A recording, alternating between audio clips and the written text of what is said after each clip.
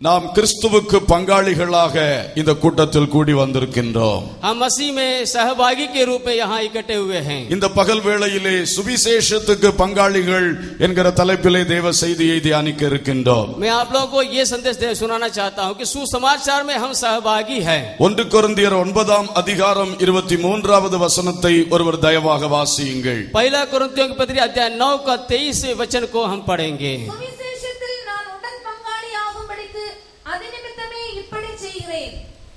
சுவிசேஷத்திற்கு நான் சுவிசேஷ நிமித்தம் நான் உடன் பங்காளி ஆகும்படிக்கு என்று சொல்லப்பட்டிருக்கிறது. यहाँ लिखा है सुसमाचार में मैं भागी हो जाऊं. அப்போஸ்தலனாகிய பவுல் சுவிசேஷத்திற்கு உடன் பங்காளி என்பதை வெளிப்படுத்துகின்றார். प्रेरित पौलुस कहता है कि मैं सुसमाचार में भागी हूं. அவர் மாத்திரமல்ல, இன்றைக்கு நாம் அனைவரும் சுவிசேஷத்திற்கு பங்காளிகளாக இருக்கின்றோம். मात्र हम हर एक जन सुसमाचार में भागीदार होते हैं. சுவிசேஷத்திற்கு நாம் பங்காளிகள் என்று சொல்லும் பொழுது सुसमाचार में हम भागीदार होने का मतलब है அந்த சுவிசேஷத்தின் சம்பந்தப்பட்ட 5 காரியங்களுக்கும் நாம் பங்காளிகள் என்பதை இன்றைக்கு சொல்லும்படி விரும்புகின்றேன். मैं ये बताना चाहता हूं कि सुसमाचार 5 प्रकार के भागों में हम संभागी हो जाएं. முதலாவதாக पहली बात 2 கொரிந்தியர் 4 அதிகாரம் 4 வசனம் மற்றும் 6 வசனங்கள் வாசியுங்கள். दूसरा कुरिन्थियों की पत्री अध्याय 4 के 4 और 6 को हम पढ़ेंगे. தேவனுடைய சாயலா இருக்கிற கிறிஸ்துவின் மகிமையான சுவிசேஷத்தின் ஒளி அவிசுவாசிகளாகிய அவர்களுக்கு பிரகாசமாய் இராதபடிக்கு இப்பிரபஞ்சத்தின் தேவனானவன் அவர்களுடைய மனதை குருடாக்கினான். இருளிலிருந்து வெளிச்சத்தை பிரகாசிக்க சொன்ன தேவன் இயேசு கிறிஸ்துவின் முகத்தில் உள்ள தமது மகிமையின் அறிவாகிய ஒளியை தோன்ற பண்ணும் பொருட்டாக எங்கள் இருதயங்களிலே பிரகாசித்தார். இங்கே சுவிசேஷத்தின் ஒளியை குறித்து வாசிக்க கேட்டோம். यहाँ सुसमाचार की ज्योति के विषय में पढ़ते हैं. சுவிசேஷத்தின் ஒளிக்கு நாம் பங்காளிகளாக இருக்கின்றோம். सुसमाचार के प्रकाश में हम भागीदार होते हैं. இந்த சுவிசேஷத்தின் ஒளியை பெற முடியாதபடி பிரபஞ்சத்தின் அதிபதி अनेகருடைய கண்களை குருடாக்கி வைத்திருக்கிறான். ये सुसमाचार को ना चमकने के लिए ये संसार के सरदार उसको रोकने वाला होता है. ஆனால் நம்முடைய உள்ளங்களிலோ அந்த ஒளி பிரகாசித்தது. लेकिन हमारे मनों में वो चमका. ஆகவே நாம் வாழ்வில் வெளிச்சம் பெற்றிருக்கின்றோம். इसलिए हम अपने जीवन में ज्योति पाए हैं. அந்த சுவிசேஷ ஒளியின் பிரகாசம் நமக்குள் பற்றி எரிந்து கொண்டிருக்கிறது. वो सुसमाचार की ज्योति हम पर हमारे अंदर जल रहा है. அதில் இன்னும் எழும்பி பிரகாசிக்கும்படி தேவன் நமக்கு கிருபையாய் வாக்கு பண்ணியிருக்கின்றார். और हमें प्रभु ने ये वायदा किया कि वो और तेज होकर हमारे अंदर जले. அதற்காக அவருடைய மகிமை நம்மேல் வந்தது என்று வாக்கு கொடுத்திருக்கிறார். प्रभु ने ये भी बताया कि परमेश्वर की महिमा तुझ पर उदय हुआ है. எனவே இந்த சுவிசேஷன் ஒளிக்கு நாம் பங்காளிகளாக இருக்கின்றோம். हम सुसमाचार ज्योति में सहभागी हो गए हैं. பங்காளி என்று சொல்லும் பொழுது सहभागी का मतलब है இந்த ஒளியை பெற்று இந்த ஒளியை மற்றவர்களுக்கு கொடுக்கிறவர்கள். इस ज्योति को पा करके दूसरों को देने का मतलब है. மார்க் 10 அதிகாரம் 46 முதல் 52 வரை படிக்கும் பொழுது मरकुस सुसमाचार अध्याय 10 में 46 वचन से हम पढ़ते हैं. எரிகோ பட்டணத்தில் பர்திமேயு என்கிற குருடன் சுகமாக்கப்பட்டதை படிக்கிறோம். यरीहो शहर में बर्तिमेई नामक एक अंधा चंगा होने के विषय में पढ़ते हैं. அவன் குருடனாக இருந்தபடினாலே கண்களில் ஒளி இல்லை. वो अंधा होने के कारण उसके आंखों में ज्योति नहीं था. அவன் வாழ்வில் வெளிச்சமே இல்லை. उसके जीवन में भी ज्योति नहीं था. எது எங்கே இருக்கிறது என்று தெரியாது. उसको ये नहीं मालूम था कौन सा चीज कहाँ है. தெளிவே கிடையாது. उसका कुछ नहीं पता था. பரிதாபகரமான ஒரு வாழ்வு. वो ऐसी एक दुखदायी जीवन जी रहा था. அதேபோல்தான் சுவிசேஷத்தின் ஒளி பெறாதவர்களும் இருளிலே தடவி திரிகின்ற வாழ்வில் இருக்கின்றார்கள். इसी के तरह सुसमाचार की ज्योति जो नहीं पाए वो भी अंधेरा में टटोलते हैं. இந்த பர்திமேயு பிச்சை கேட்டுக்கொண்டிருந்தான் என்று எழுதப்பட்டிருக்கின்றது. यहाँ ये लिखा है कि बर्तिमाई भीख मांग रहा था. ஒளி இல்லாதபடினாலே அவனாக வாழ்ந்து பிழைக்க முடியவில்லை. उनके पास ज्योति ना होने के कारण वो स्वयं जीवन बिताने में अक्षम था. அடுத்தவருடைய உதவியை நாட வேண்டிய சூழ்நிலை. वो दूसरों का सहारा लेने में मजबूर था. இன்றைக்கு சுவிசேஷத்தின் ஒளி இல்லாதவர்களும் இப்படித்தான் இருக்கின்றார்கள். आज सुसमाज के ज्योति नहीं पाए हैं वो इसी तरह रह रहे हैं. வியாதி பிசாசு சாபங்கள் ஆட்கொள்ளும் பொழுது தங்கள் தாங்களே ஜெபித்து விடுதலை பெற அவர்களால் முடியாது. बीमारी और दुष्टात्मा सताहट और इस प्रकार के अन्य अन्य परेशानियों में वो अपने आप छुटकारा नहीं पा सकते हैं। ஆனால் சுவிசேஷத்தின் ஒளியை பெற்றவர்களோ இப்படிப்பட்ட இருள்கள் போராடும் பொழுது அவர்கள் தங்களில் வெற்றியை பெறுவதற்குரிய ஒளி அவர்களுக்குள்ளேயே இருக்கிறது. लेकिन जिन्होंने सुसमाचार का ज्योति पाया वो ऐसी समस्या में अपने आप उभर जाएंगे। அவன் தாவீதின் குமாரனை எனக்கு இரங்கும் என்று கூப்பிட்டு கொண்டிருந்தான். वो ये पुकार रहा था, हे दाऊद के संतान मुझ पर दया कर। ஆகவே இப்படிப்பட்ட இருளில் வாழ்கிறவர்கள் பர்திமேயு கூப்பிட்டது போல இன்றைக்கு இயேசுவை நோக்கி கூப்பிட வேண்டியதா இருக்கிறது. आज ऐसे अंधेरे में रहने वाले, दुख में रहने वालों को यीशु मसीह की ओर पुकारने की आवश्यकता है। இருளில் வாழ்கிறதுனால் எனக்கு எத்தனை வேதனைகள், अंधेरे में रहने के कारण मेरे जीवन में कितना दुख है। பாவம், துக்கம், வியாதி, கண்ணீர், पाप, दुख, बीमारी, வாழ்க்கையில் சந்தோஷம் இல்லை, சமாதானம் இல்லை. जीवन में कोई शांति नहीं है। ஆனால் இன்றைக்கு அப்படிப்பட்டவர்கள் இயேசுவை நோக்கி கூப்பிடும் பொழுது, लेकिन ऐसे जीने वाले यीशु मसीह की ओर आप यदि पुकारेंगे, இயேசு உங்கள் வாழ்வை ஒளிமயமாய் மாற்றப் போகிறார். यीशु मसीह आपके जीवन को चमका देंगे। பர்திமேயு இப்படி கூப்பிட ஆரம்பித்த வேளையிலே जैसे बरतिमेस ने यीशु मसीह की ओर पुकारा, அநேகர் வந்து அமைதியாய் இருந்து அதட்டினார்கள். अब उसको चुप कराने के लिए अनेक लोग कोशिश किए। ஒரு மனிதன் இருளிலிருந்து விடுதலை பெற வேண்டும் என்று இயேசுவை நோக்கி கூப்பிட தொடங்கினால் இப்படிப்பட்ட எதிர்ப்புகளை அவன் சந்திப்பான். एक जन अंधेरे से छुटकारा पाने के लिए यदि यीशु मसीह की ओर पुकारेगा, उसको रोकने के लिए भी कई लोग तैयार होते हैं। சகோதரா, சகோதரி, நீ கெட்ட வழியில் நடக்கும் பொழுது உன்னை யாரும் எதிர்க்க மாட்டார்கள். हे मेरे भाई बहन, आप बुरे रास्ते में जाएंगे, आपको रोकने के लिए कोई नहीं आएंगे। ஆனால் அந்த கெட்ட காரியங்களை விட்டு இயேசு கிறிஸ்துவின் வழியில் வந்தால் பலரும் எதிர்க்க தொடங்குகிறார்கள். लेकिन बुरे मार्ग को छोड़ करके प्रभु के मार्ग में जब आएगा, तुम्हें सामना करने के लिए कई लोग तैयार हो जाएंगे। இன்றைய சமுதாயம் இந்த ஒளியை குறித்து அறியாதபடினால் அப்படி செய்து கொண்டிருக்கிறது. आज के ये समाज यीशु मसीह की ज्योति के विषय में अनजान रहने के कारण ऐसे कार्यों को करते हैं। ஆனால் பர்திமேயு என்ன செய்தான் தெரியுமா? लेकिन बरतिमेस ने क्या किया? அவர்கள் எவ்வளவு அதட்டினார்களோ அவ்வளவுக்கு அதிகமாய் கூப்பிட தொடங்கினான். वो लोग जितना उनको डांटे उतना अधिक वो पुकारने लगा। அல்லேலூயா, हालेलुया। எதிர்ப்புகளின் நடுவில் வந்திருக்கிற தேவ பிள்ளைகளே, विरोध को सामना करने वाले मेरे भाइयों बहनों, இயேசுவாகிய ஒளிக்குள் நீங்கள் வந்தபடியினால் உங்கள் குடும்பம் உங்களை எதிர்க்கின்றதா? क्या आप यीशु मसीह के आने के कारण आपके परिवार आपसे विरोध करता है? வேலை ஸ்தலங்களில் எதிர்ப்புகள் வந்திருக்கிறதா? जहाँ नौकरी करते हैं वहाँ आपको विरोध का सामना करना पड़ता है। கிராமங்களில் உங்கள் தெருக்களில் மற்றவர்களைப் போல நீங்கள் எல்லாம் அனுபவிக்க முடியாத கட்டுகள், தடைகள் வந்திருக்கிறதா? आपके गांव में, बस्ती में यीशु मसीह के कारण आपको क्या दुख होते हैं? இன்று இயேசுவை நோக்கி இன்னும் அதிகமாய் கூப்பிட தீர்மானியுங்கள். आप ये निर्णय लेना कि यीशु मसीह से और पुकारना शुरू करें। எதிர்ப்பு வருவதற்கு முன் இயேசுவுக்காய் வாழ்ந்ததை பார்க்கிலும் இன்னும் அதிகமாய் இயேசுவுக்காய் வாழ தீர்மானியுங்கள். विरोध आने से पहले जितना पुकारते उससे बढ़कर अभी आप यीशु मसीह के पुकारा करें। பர்திமேயு அதிகமாய் சத்தமிட்ட பொழுது, जब बरतिमेस ने पहले से अधिक चिल्लाया, இயேசுவின் காதுகளில் அவன் சத்தம் கேட்டது. यीशु मसीह के कानों में उसकी आवाज पहुंचा। அல்லேலூயா, हालेलुया। தடை செய்த மனிதர்களை மீறி இயேசுவின் காதுகளில் பர்திமேயு கூப்பிடுதல் வந்தது. जो लोग बरतिमेस को रोक रहे थे, उससे पार करके उसकी आवाज यीशु मसीह के पास पहुंचा। இயேசு அவனுக்காக நின்றார். यीशु उसके लिए खड़े हो गए, அவனை அழைத்தார். उसको बुलाया। பாருங்கள், அவனுடைய முயற்சி வெற்றி பெறுகின்றது. उसकी कोशिश सफल हुआ। இயேசுடைய கவனத்தை பிடித்துக் கொண்டார். यीशु मसीह के ध्यान को उसने खींच लिया। இயேசுடைய அழைப்பை பெற்றுக் கொண்டார். यीशु मसीह को बुलाहट को उसने पाया। இப்பொழுது அவனுடைய மேல் வஸ்திரத்தை தூக்கி வீசி போட்டார். अपने ऊपर के वस्त्र को उसने फेंक करके जाने लगा। ஓ, இது ஒரு குருடனுடைய வஸ்திரம். ओ, ये कि अंधे का वस्त्र है। இனி இந்த வஸ்திரம் எனக்கு தேவையில்லை. अब ये वस्त्र का मुझे जरूरत नहीं है। இயேசு என்னை அழைத்திருக்கிறார். यीशु मसीह ने मुझे बुलाया। இயேசுடைய அழைப்பின் சத்தம் என் காதில் வந்து விட்டது. यीशु मसीह का बुलाहट मेरे कानों में पहुंचा। இன்று உன்னை இயேசு அழைத்துக் கொண்டிருக்கிறார் சகோதரா. आज ये मेरे भाई यीशु मसीह आपको बुला रहा है। பாவ இருளில் வாழும் உன்னை அழைத்துக் கொண்டிருக்கிறார் சகோதரி. पाप के अंधकार में रहने वाले भाई हे बहन, आपको यीशु मसीह बुला रहा है। பலவிதமான இருளுக்குள் சிக்கி கிடக்கிறவர்களை உங்களை இயேசு அழைக்கிறார். कई प्रकार के अंधकार में फंसे हुए लोगों को यीशु मसीह बुला रहा நீ செய்ய है। வேண்டியது என்ன? आप क्या करना है? அந்த பழைய வாழ்வாகிய மேல் வஸ்திரத்தை தூக்கி வீசு. वो पुराने जीवन के ऊपर के वस्त्र को फेंक दे। இனி நான் அறிய வேண்டியதை அறியாத குருடன் அல்ல. अब मैं अनजान अंधा नहीं है। இது பிச்சைக்காரனுடைய வஸ்திரம். ये भिखारी का वस्त्र है। அடுத்தவர்கிட்ட கேட்டு பிழைத்த வாழ்க்கை. औरों से हाथ फैला करके जीने का जीवन था। ஓ, கடன் பாரத்தினால் தொய்ந்து போன வாழ்க்கை. ओ, उधार के कारण दबी हुई जीवन। இல்லாமையை கேட்கும் பொழுது பலரால் பல வார்த்தைகளை கேட்டு நொந்து போன வாழ்க்கை. जितने लोग से हाथ फैलाने के बाद भी कितने लोग के पास ना पाने का मजबूरी है। இன்றைக்கு இயேசு உன்னை அழைத்திருக்கிறார். आज यीशु मसीह उसी ने आपको बुलाया। அந்த மேல் வஸ்திரத்தை தூக்கி எறிந்து போடு.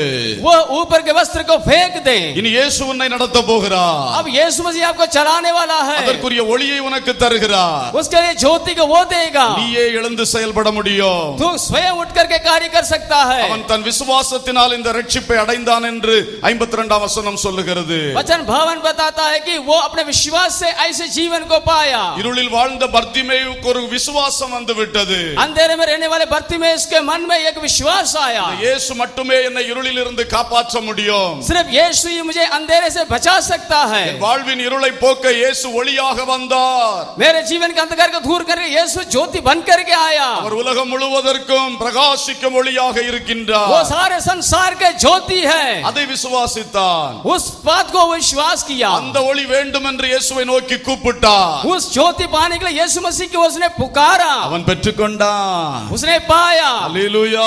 हालेलुया। இன்று பகல் உங்கள் ஒவ்வொருவருடைய வாழ்விலும் ஒளி பிறக்கும். आज आपके हर एक जीवन यीशु मसीह की ज्योति चमकेगी। மார்க் 8ஆம் அதிகாரம் मरकुस 8वां अध्याय 22 முதல் 25 வரை படிக்கும் பொழுது वचन 22 से लेकर 25 तक पढ़ते हैं। அங்கே பெத்சாயிதா குருடனை குறித்து பார்க்கிறோம். वहाँ बेथसाइदा में रहने वाले अंधे के विषय में पढ़ते हैं। அவன் இயேசுவிடத்தில் வந்தான். वो यीशु मसीह के पास आया। அப்பொழுது அவன் கண்களில் உமிழ்ந்தார்.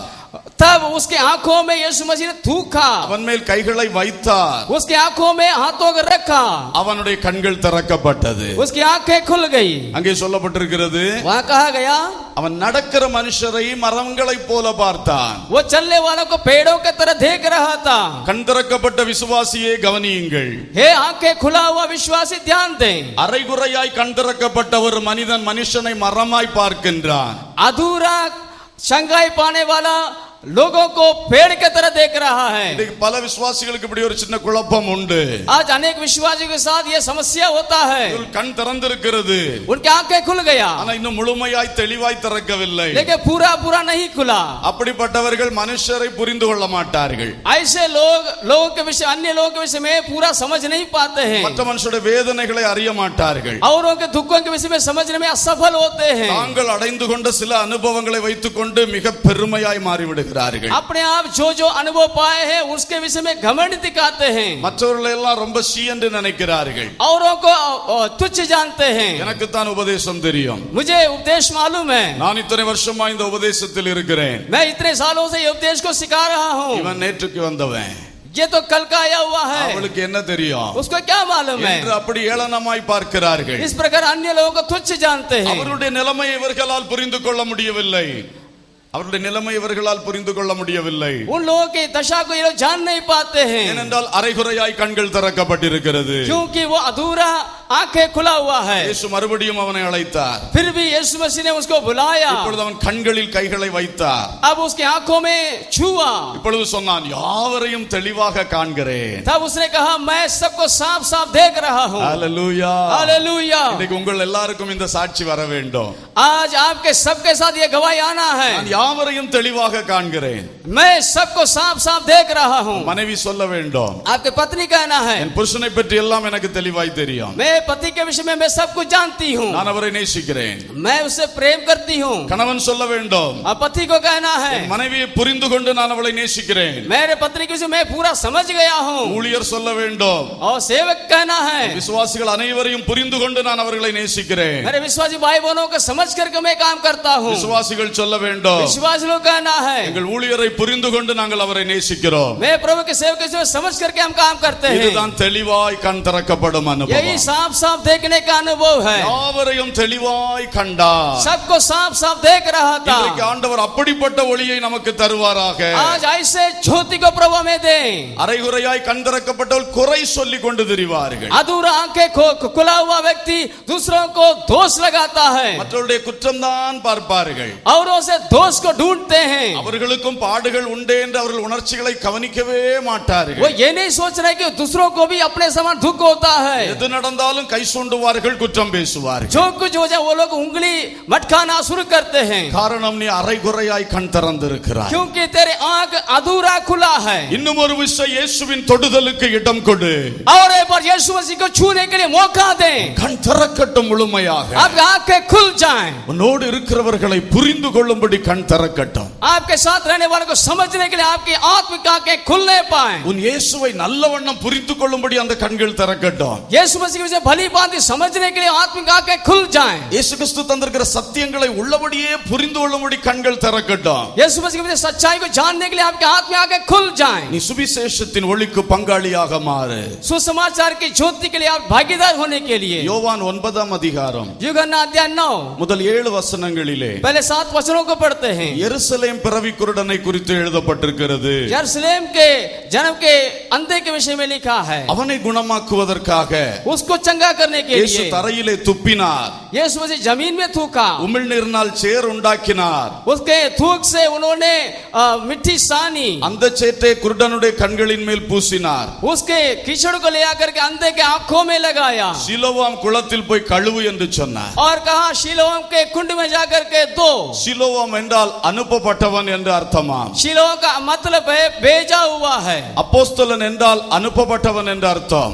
प्रेरित का मतलब है भेजा हुआ है. கண் திறக்கப்பட்டவர்களே, हे आंखें खुले हुए लोग, அப்போஸ்தலருடைய உபதேசங்களை கேளுங்கள். प्रेरितों के उपदेश को सुनिए. அனுப்பப்பட்டவன் என்ற குளத்திலே நீ கழுவப்பட வேண்டும். भेजा हुए के भेजे हुए रूप में कुंड में जाकर के आप अपने आप को धोना है. தேவனால் அனுப்பப்பட்ட அப்போஸ்தலர்களால் நடத்தப்படுகிற சபையிலே நீ பங்கடைய வேண்டும். परमेश्वर के भेजे हुए प्रेरितों के मंडली में जाकर के आपको शामिल होना है. அப்போஸ்தலருடைய உபதேசங்களை நீ கேட்க வேண்டும். प्रेरितों से आपको शिक्षा पाना है. அவைகளை அப்படியே கைக்கொள்ள வேண்டும். उन बातों का आपको मानना होगा. அப்பொழுது உன் கண்கள் திறக்கும். तब आपकी आंखें खुल जाएगी. பிறவி குருடனை போல் இருக்கிறாயே, आप जन्म के अंधे के समान है. பிறவி கிறிஸ்தவன் என்று சொல்லுகிறாய். आप कहते हैं मैं जन्म से मसीह हूँ. பிறவி பெந்தேகோஸ்து என்று சொல்லுகிறாய். आप कहते हो मैं जन्म से पेंतिकोस्त के वाला ஆனால் இந்த हूँ. ஷிலோவாம் குளத்தில் நீ கழுவப்பட வேண்டியது அவசியமா இருக்கிறது. लेकिन आपके ये जरूरी है कि शीलोह में जाकर के अपनी आंखों को धोना है. அப்போஸ்தல ஊழியத்தின் விவரங்களை புரிந்து கொள். प्रेरितों के सेवकाई के विषय में आप भली भांति समझें. அப்போஸ்தல உபதேசத்தினுடைய ரகசியங்களை புரிந்து கொள். प्रेरितों के उपदेश के रहस्य को गुप्त बातों को जान ले. கர்த்தர் உன் கண்களை திறப்பாராக. परमेश्वर आपकी आंखों को खोलें. குருடர்கள் 3 பேருடைய கண்கள் திறக்கப்பட்டதை சொன்னேன். मैंने बताया कि 3 अंधों की आंखें कैसे खुल गया है. எரிகோ குருடன், जरियो के अंधा, பெத்சாயிதா குருடன், बेथसाइदा का अंधा, எருசலேம் குருடன். यरूशलेम के अंधा. எந்த ஊர் குருடனா இருந்தாலும் எல்லாருக்கும் இயேசு ஒளியா இருக்கிறார். चाहे किसी प्रकार का अंधा हो, यीशु मसीह उसके लिए ज्योति बनकर के रहता है. அல்லேலூயா. हालेलुया. சாபம் நிறைந்த எரிகோவின் குருடனாக இருந்தாலும் சரிதான். चाहे श्रापित यरीहो के अंधा हो, தேவாலயத்திலே சுற்றி கொண்டு வருகிற எருசலேம் குருடனா இருந்தாலும் சரிதான். चाहे यरूशलेम के मंदिर में घूमने वाला अंधा हो, எல்லா குருடருடைய கண்களை திறக்க என் இயேசு வல்லமை உள்ளவராக இருக்கிறார். सारे अंधों को आंखें को खुलने के लिए यीशु मसीह सामर्थी है. கரங்களை தட்டி இயேசுவை ताली மகிமைப்படுத்துவோம். बजाकर परमेश्वर धन्यवाद करे. हालेलुया. இவர்கள் சுவிசேஷத்தின் ஒளிக்கு பங்காளிகளாய் மாறினார்கள். ये सुसमाचार के ज्योति में सहभागी हुए हैं. இன்னும் இது சுவிசேஷத்தின் ஒளிக்கு எதிராளியாய் மாறின 2 பேரை நான் சொல்ல விரும்புகிறேன். சுவிசேஷத்தின் ஒளிக்கு எதிராளியாய் மாறின 2 பேரை சொல்ல விரும்புகிறேன்.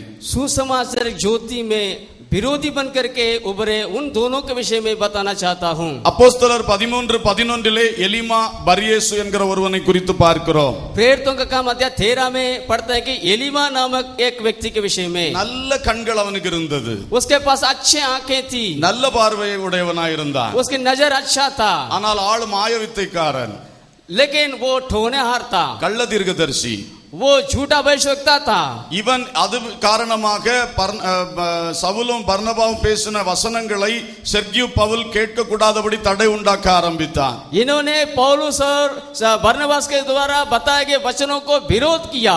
அப்படி சுவிசேஷத்துக்கு எதிராளியாக நின்றான். वो सुसमाचार के विरोधी बनकर के खड़ा रहा. சுவிசேஷத்தின் ஒளி அதிபதியுடைய கண்ணை திறக்க இவன் எதிராளியாக செயல்பட்டான். सुसमाचार के ज्योति उस अधिपति की आंखें खोलने में ये विरोध कर रहा था. அப்பொழுது பவுல் கட்டளையிட, तब पौलुस ने आज्ञा दिया, இவனுடைய நல்ல கண் குருடாகி போய்விட்டது. उसके अच्छी आंखें अंधा बन गया, மந்தாரமும் இருளும் அவன் மேல் விழுந்தது. उसके पास अंधेरा छा गया, கைலாகு கொடுக்கிறவர்களை தேட ஆரம்பித்தான். वो अपने आप को सहारा देने वालों को पाने के लिए टटोलने लगा, வாழ்க்கை தடுமாற தொடங்கினது. उसका जीवन डगमगाने लगा. நீ கிறிஸ்துவின் சுவிசேஷ ஒளியை எதிர்க்க தொடங்கினால் यदि आप सुसमाज के ज्योति में विरोध करेंगे, உன் வாழ்வின் ஒளி அணைந்து போகும். आपके जीवन के ज्योति अंधकार हो जाएगा. சுவிசேஷ ஒளிக்கு விரோதமாய் எழும்புகிறவனுடைய வாழ்வு இருண்டு போகும். सुसमाज के ज्योति के विरोध करने वालों के जीवन अंधेरा हो जाएगा. எலிமா நல்ல கண்களை இழந்தான். एलीमा अपने अच्छे आंखों को खो दिया, பார்வையற்றவனாய் மாறி போனான். वो अंधा बन गया, எழுத்தின்படி இருளுக்குள் முழுகி போனான். वचन के अनुसार वो अंधेरे में डूब गया. சுவிசேஷத்தை எதிர்ப்பவர்களுக்கு இது எச்சரிப்பான வார்த்தையாக இருக்கின்றது. सुसमाचार के विरोध करने वालों के लिए ये चेतावनी है, உனக்கு இருக்கிற ஒளியும் மங்கி போகாதபடி आपके जो रोशनी है वो भी खो ना दें, வாழ்வில் தடுமாற தொடங்காதபடி आपके ना डगमगाने के लिए, பிறர் உதவியை நாடி பிழைக்கின்ற அனுபவத்தை நீ தொடங்காதபடி औरों का सहारा लेना ना लेने के लिए இயேசுவின் சுவிசேஷ ஒளிக்கு இன்றைக்கு பங்காளியாக மாறு. यीशु मसीह के सुसमाचार की ज्योति के लिए सहभागी हो जा. அல்லேலூயா. हालेलुया. சுவிசேஷத்தின் ரகசியத்தை அறிவிக்கும் பொழுது सुसमाचार के भेद को जब हम बताते हैं, விசுவாசிகள் சிலருக்குள்ளே சில காரியங்களில் எதிர்ப்பு தன்மைகள், विश्वासियों के कुछ लोगों के अंदर विरोधाभ्यास होता है. இயேசு ஆரம்பத்திலே பிரசங்கம் பண்ண பொழுது எல்லாரும் சொன்னார்கள் கிருபையுள்ள வார்த்தைகள் என்று. यीशु मसीह शुरुआत में जब सुसमाचार सुना रहे थे, सब लोगों ने तारीफ किया कि कितने अनुग्रह का शब्द है. நான் उங்களை போஷிப்பேன் உடுத்துவிப்பேன் சொன்ன பொழுது கிருபையுள்ள வார்த்தைகள் என்று பேசினார்கள். मैं तुम्हें खिलाऊंगा पिलाऊंगा सुलाऊंगा यदि आप बताएंगे तो वो कहते हैं ये अनुग्रह का शब्द है. ஆனால் ஒரு காலகட்டத்திலே என் மாம்சத்தையும் இரத்தத்தையும் புசிப்பீர்கள் அதில் பங்குள்ளவர்களாய் இருப்பீர்கள் என்று பிரசங்கம் பண்ணின பொழுது और अगले समय यीशु मसीह ने ये कहा कि मेरे मांस को खाओ और मेरे लहू को पियो. இது கடினமான உபதேசம், எவன் இதை கேட்பான் என்று अनेகர் ஒதுங்கி போனார்கள். सब लोगों ने बताया ये कठिन उपदेश है, कौन यह सुनेगा. இது போலதான் சில விசுவாசிகள் காலப்போக்கிலே சத்தியத்தின் சுவிசேஷத்தின் சத்தியத்தை எதிர்க்க நினைக்கிறார்கள். दिन बीते बीते कुछ विश्वास लोग सुसमाचार की सच्चाई का विरोध करते हैं. இதெல்லாம் கடினமான உபதேசம். ये कठिन उपदेश है, இதெல்லாம் யார் கீழ்ப்படிய முடியும்? इन बातों को कौन मानेगा. அன்பானவர்களே, நீங்கள் அப்படி உங்கள் உள்ளத்தில் நினைக்க ஆரம்பித்தால் यदि आप ऐसा सोचेंगे, உங்களில் கர்த்தர் வைத்த ஒளி மங்க தொடங்கும். आपके अंदर प्रभु का दिया हुआ ज्योति वो कम होने शुरू करेगा. எப்பொழுது தேவனுடைய சுவிசேஷத்தின் ஒளிக்கு எதிர்ப்பு தன்மை எழும்பி விட்டதோ அப்பொழுது ஒளி மங்க தொடங்கிவிடும். जब कभी आप सुसमाचार ज्योति के विरोध करना शुरू करेंगे, आपके ज्योति अंधकार होना शुरू हो जाएगा. வசனத்தை வாசிக்கும் பொழுது எல்லா வசனங்களிலும் நம்முடைய உள்ளம் சந்தோஷப்படட்டும். जब वह वचन को पढ़ेंगे, सारे वचन में आपका मन आनंदित होना है. சில வசனங்களோடு நம்முடைய உள்ளம் போராட தொடங்க கூடாது. हो सकता है कुछ वचनों को हम ग्रहण नहीं कर पाते हैं, அங்கேதான் ஒளி மங்க ஆரம்பிக்கின்றது. तब हमारे जीवन की ज्योति कम होना शुरू होता है. ஒரு ஊழியர் ஒரு தேவ செய்தியை கொடுத்து கொண்டிருக்கும் பொழுது हो सकता है आपके सेवक कुछ संदेश को सुना रहे हैं, பரிசுத்த வேதத்தின் அடிப்படையில் பேசப்படும் பொழுது वचन के आधार पर जब वो बोलना शुरू करते हैं, அது நமக்கு இஷ்டமா இருந்தாலும் இஷ்டம் இல்லாமல் போனாலும் चाहे आपको पसंद हो या ना हो, அந்த வசனத்துக்கு நாம் எதிர்ப்பு காட்ட கூடாது. उस वचन के लिए आपको विरोध करना नहीं चाहिए. உள்ளத்தின் ஆழத்திலே எதிர்ப்பும் தடையும் உருவானால் மங்கல் தொடங்கிவிடும். आपके मन के गहराई में यदि विरोधी अभ्यास होगा, आपके जीवन का ज्योति कम होना शुरू हो जाएगा. அப்போஸ்தலர் 9 அதிகாரம் 8-9 வசனங்களில் படிக்கிறோம். प्रेरितों का काम अध्याय 9 के 8 और 9 में पढ़ते हैं. இதே சவுல் அன்றைக்கு குருடனாக மாற்றப்பட்டான். यही शाऊल उन दिनों में अंधा बन गया था. எந்த சவுல் எலிமாவை குருடனாய் மாற்றினானோ जो शाऊल एलीमा को अंधा बनाया, அதே பவுல் அன்றைக்கு சுவிசேஷத்தை எதிர்த்த காரணத்தினாலே இயேசு கிறிஸ்துவினால் 3 நாட்கள் குருடனாக்கப்பட்டிருந்தான். वही शाऊल यीशु मसीह के सुसमाचार के विरोध करने के कारण यीशु मसीह के द्वारा अंधा बनाया गया था. அவன் நினைத்தான் நான் யூத மதத்தில் உள்ள எல்லாவற்றையும் கற்று தெரிந்து பெரிய ஒளியாக இருக்கிறேன் என்று उसने நினைத்தான். ये सोचा कि मैं यहूदी धर्म के सारे बातों में मैं अच्छी तरह सीख गया हूं. 3 நாள் குருடனாய் வைத்து உன் வாழ்வு எப்படிப்பட்டது என்று அவனுக்கு உணர்த்தி காண்பித்தார். यीशु मसीह ने ये समझाया कि 3 दिन को उसको अंधा बना करके रखा. உன் மத வைராக்கியம் உன்னை இப்படித்தான் ஆக்கும். आपके धर्म का एक जलन ऐसा ही हालत में आपको पहुंचाएगा. ஆனால் பவுல் புரிந்து கொண்டான். लेकिन शाऊल समझ लिया, தேவ சமூகத்தில் தன்னை தாழ்த்தினான். वो यीशु मसीह के सामने अपने आप को दीन किया. இயேசுவான மெய்யான ஒளிக்கு தன்னை பூரணமாய் ஒப்பு கொடுத்தான். यीशु मसीह के सच्चे ज्योति के लिए अपने आप को उसने समर्पण किया. அன்று முதல் அவன் வாழ்வில் ஒளி பிறந்தது. उन दिनों से उसके जीवन में ज्योति आने लगा. அனனியா என்கிற தீர்க்கதரிசி அந்த தேவ மனுஷன் வந்து கை வைத்தான். अननिया नामक चेला उसके सर पर हाथ रख करके प्रार्थना किया। அப்பொழுது பவுலின் கண்கள் திறக்கப்பட்டன.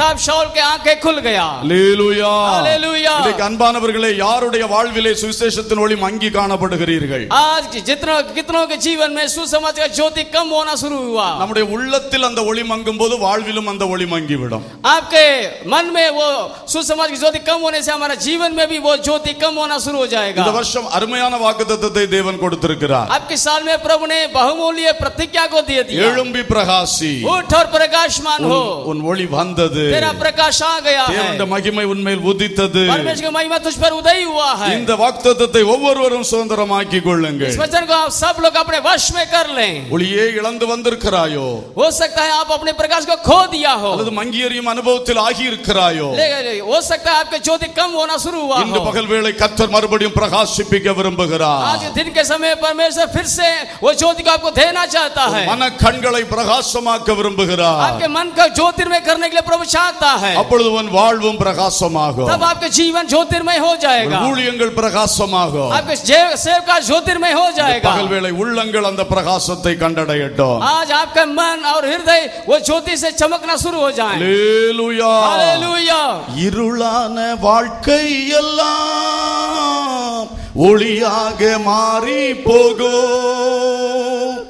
இருளான வாழ்க்கை எல்லாம் ஒளியாக மாறி போகும். கண்ணீர் மாறிடும், துக்கம் மாறிடும். கண்ணீர் மாறிடும், துக்கம் மாறிடும். ஒரு வார்த்தை சொன்னால் போதுமே, ஒரு வார்த்தை சொன்னால் போதுமே. ஒரு வார்த்தை சொல்லும் கர்த்தாவே, எங்கள் வாழ்க்கையெல்லாம் செழிப்பாகுமே. ஒரு வார்த்தை சொல்லும் கர்த்தாவே, உம் வார்த்தையிலே சுகம், உம் வார்த்தையிலே ஆமென். வார்த்தையிலே சுகம், உம் வார்த்தையிலே, உம் வார்த்தையிலே எல்லாம் சந்தோஷம்.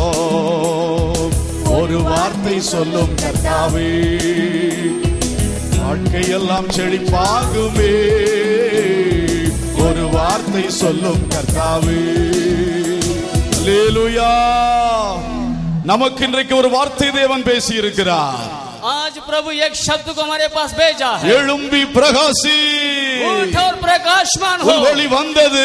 तेरा प्रकाश आ गया है। அந்த வார்த்தை உனக்கு போதும். वो वचन आपके लिए काफी है। வாழ்வை ஆசீர்வதிப்பார். आपके जीवन को परमेश्वर आशीषित करेगा। வாழ்வு வெளிச்சமாய் மாறிவிடும். आपका जीवन ज्योतिर्मय होगा। இரண்டாவதாக दूसरी बात, கொலோசையர் 1 அதிகாரம் कुलुस्सियों के पत्र अध्याय 1 22 वचனம் வாசியுங்கள். वचन 22 को हम पढ़ेंगे। கேட்ட சுவிசேஷத்தினால் உண்டாகும் நம்பிக்கையை விட்டு அசையாமல் ஸ்திரமாயும் உறுதியாயும் விசுவாசத்திலே நிலைத்திருப்பீர்களானால் அப்படியாகும். उसने अब उसकी शारीरिक देह में मृत्यु के द्वारा तुम्हारा भी मेल कर लिया, ताकि तुम्हें अपने सम्मुख पवित्र और निष्कलंक और निर्दोष बनाकर उपस्थित करे।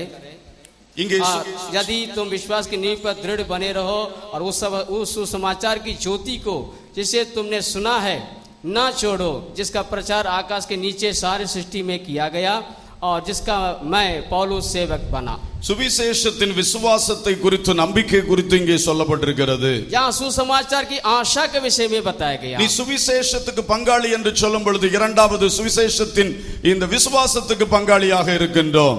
अब दूसरी बात, सुसमाचार के आशा के लिए हम सहभागी होते हैं। பிலிப்பியர் 1:27 சொல்லுகிறது, फिलिप्पियों के पत्र 1:27 कहता है, நீங்கள் ஒரே ஆவியிலே உறுதியாய் நின்று, आप एक ही आत्मा में दृढ़ बनाकर रहकर, ஒரே ஆத்துமாவிலே சுவிசேஷத்தின் விசுவாசத்துக்காக கூடி போராடி, एक ही मन से सुसमाचार के विश्वास के लिए परिश्रम करें।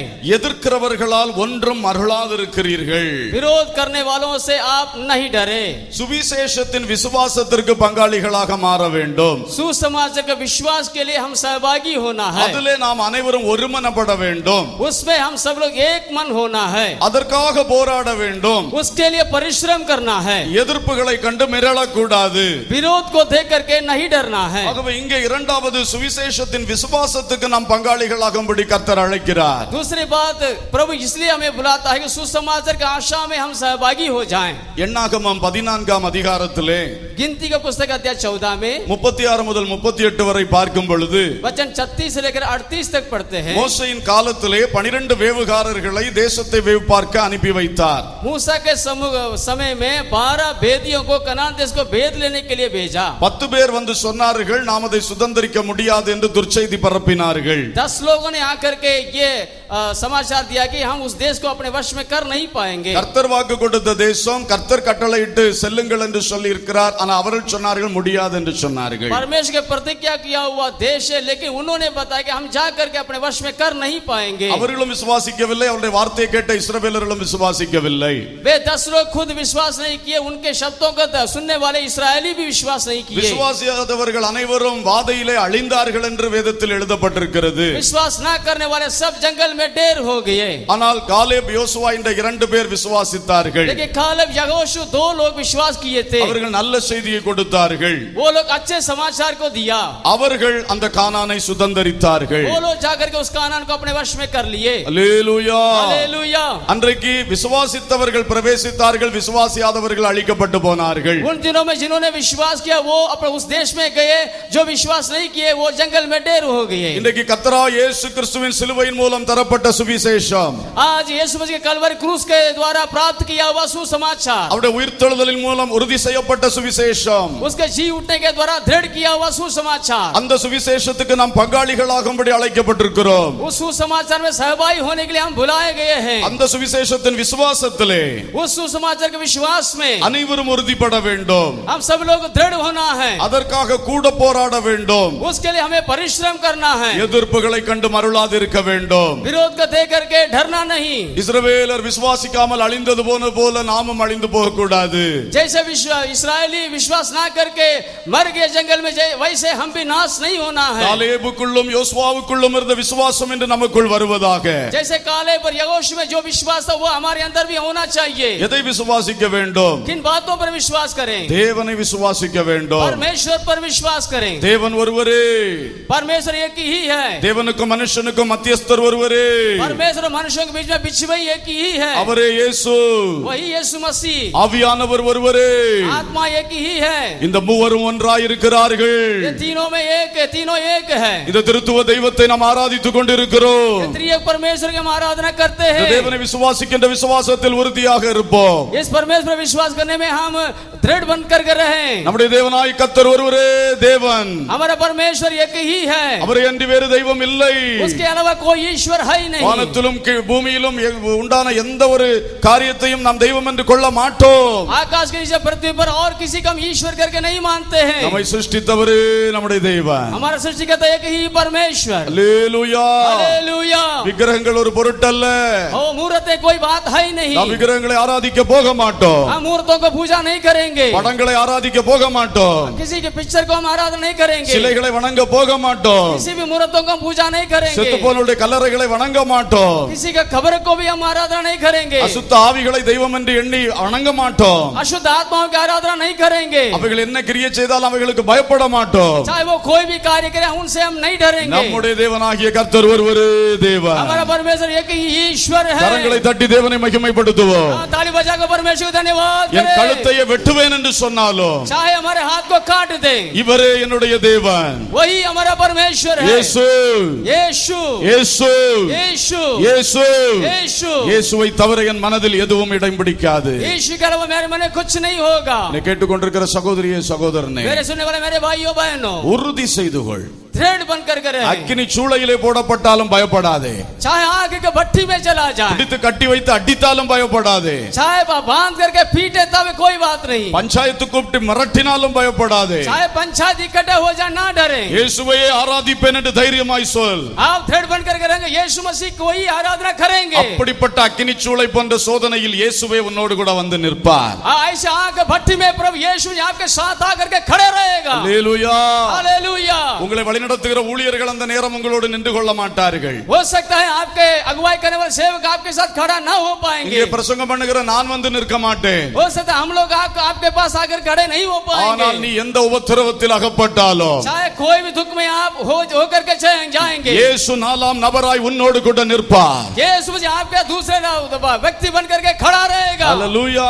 हालेलुया. இவரை உறுதியாக விசுவாசிக்க வேண்டும். इसे दृढ़ बन करके विश्वास करें. தண்ணீர்களை கடக்கும் பொழுது உன்னோடு அவர் இருப்பார். जब पानी को पार करेंगे प्रभु वो आपके साथ रहेगा. நீ அக்கினியில் நடக்கும் பொழுது அது உன் பேரில் பற்றாது. जब अग्नि के बीच में जाएंगे आग आपको नहीं लगेगा. அக்கினியின் மனம் கூட வீசாமல் அதிலிருந்து வெற்றியாய் உன்னை வெளியே கொண்டு வருவார். अग्नि का गंध भी आपके ऊपर नहीं लगेगा. Praise the Lord. हालेलुया. கரங்களை தட்டி தேவனை மகிமைப்படுத்துங்கள். परमेश्वर को धन्यवाद இந்த करें. இயேசுவை விசுவாசிக்க விசுவாசத்தில் உறுதியாக இருங்கள். यीशु मसीह विश्वास करने में दृढ़ बन करके रहे. நாம் எதை விசுவாசிக்க வேண்டும்? हम किन बातों पर विश्वास करना है? தேவன் சொன்ன வார்த்தைகளை விசுவாசிக்க வேண்டும். परमेश्वर के वचन पर विश्वास करना है. இந்த பரிசுத்த வேதாகமம் தேவனால் நமக்கு தரப்பட்டது. ये पवित्र वचन परमेश्वर के द्वारा दिया गया है. இதில் எழுதப்பட்டிருக்கிறதெல்லாம் பரிசுத்த ஆவியானவர் எழுதி தந்தது. ये जो कुछ वचन लिखा हुआ है पवित्र आत्मा से रचा गया है. எல்லாம் தேவ ஆவியினாலே அருளப்பட்டது. सब कुछ परमेश्वर की आत्मा से रचा गया है. மனுஷனுடைய சுயதோற்றத்தினால் உண்டாக்கப்பட்டது அல்ல.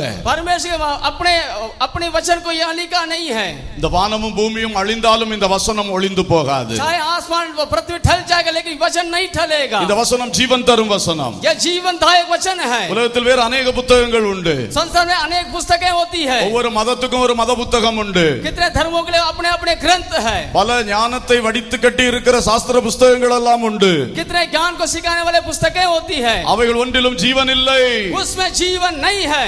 இயேசு கிறிஸ்து அருளின பரிசுத்த வேதாகமம் ஜீவன் தரும் வார்த்தைகளை கொண்டது. यीशु मसीह के पुस्तक में जीवन है. ஹல்லேலூயா. हालेलुया. அப்படி இந்த வார்த்தையை விசுவாசிக்க வேண்டும். इसे जीवन के वचन पर विश्वास இது करें. பலன் தரும். ये सामर्थ இது देगा. வழி காட்டும். ये अगुवाई இது करेगा. உன் கட்டுகளை உடைக்கும். आपके बंधनों को இது तोड़ சாத்தானுக்கு डालेगा. சவுக்கடியாக மாறும். शैतान को भगा இது देगा. தேவன் தந்த வார்த்தை. ये परमेश्वर का दिया हुआ वचन ஏன் கரங்களை है. தட்டக்கூடாது? क्यों ताली ना இந்த बजाएं? விசேஷித்த வார்த்தைகளை நாம் பெற்றிருக்கிறோம். ये विशेष वचन को हम पाए हैं. பைபிள் வசனங்களை வாசிக்க வாசிக்க அப்படியே விசுவாசியுங்கள். वचन को पढ़ पढ़ करके उस पर विश्वास करें.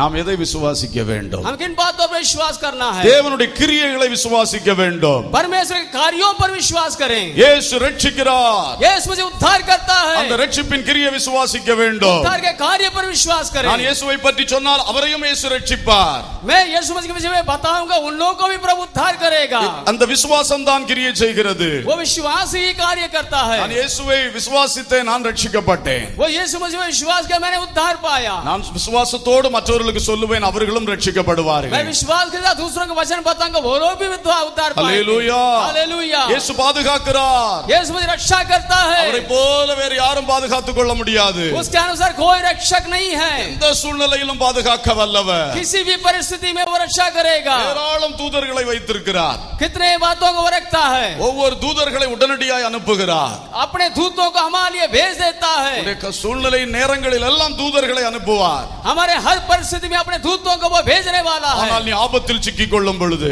जब वो विपत्ति में पड़ेगा கர்த்தர் சொன்னார், प्रभु ने कहा ஆபத்தில் நானே அவனோடு இருந்து அவனை தப்புவித்து அவனை கனப்படுத்துவேன். विपत्ति के समय मैं खुद उसके साथ रह करके बचाऊंगा. ஹல்லேலூயா. हालेलुया.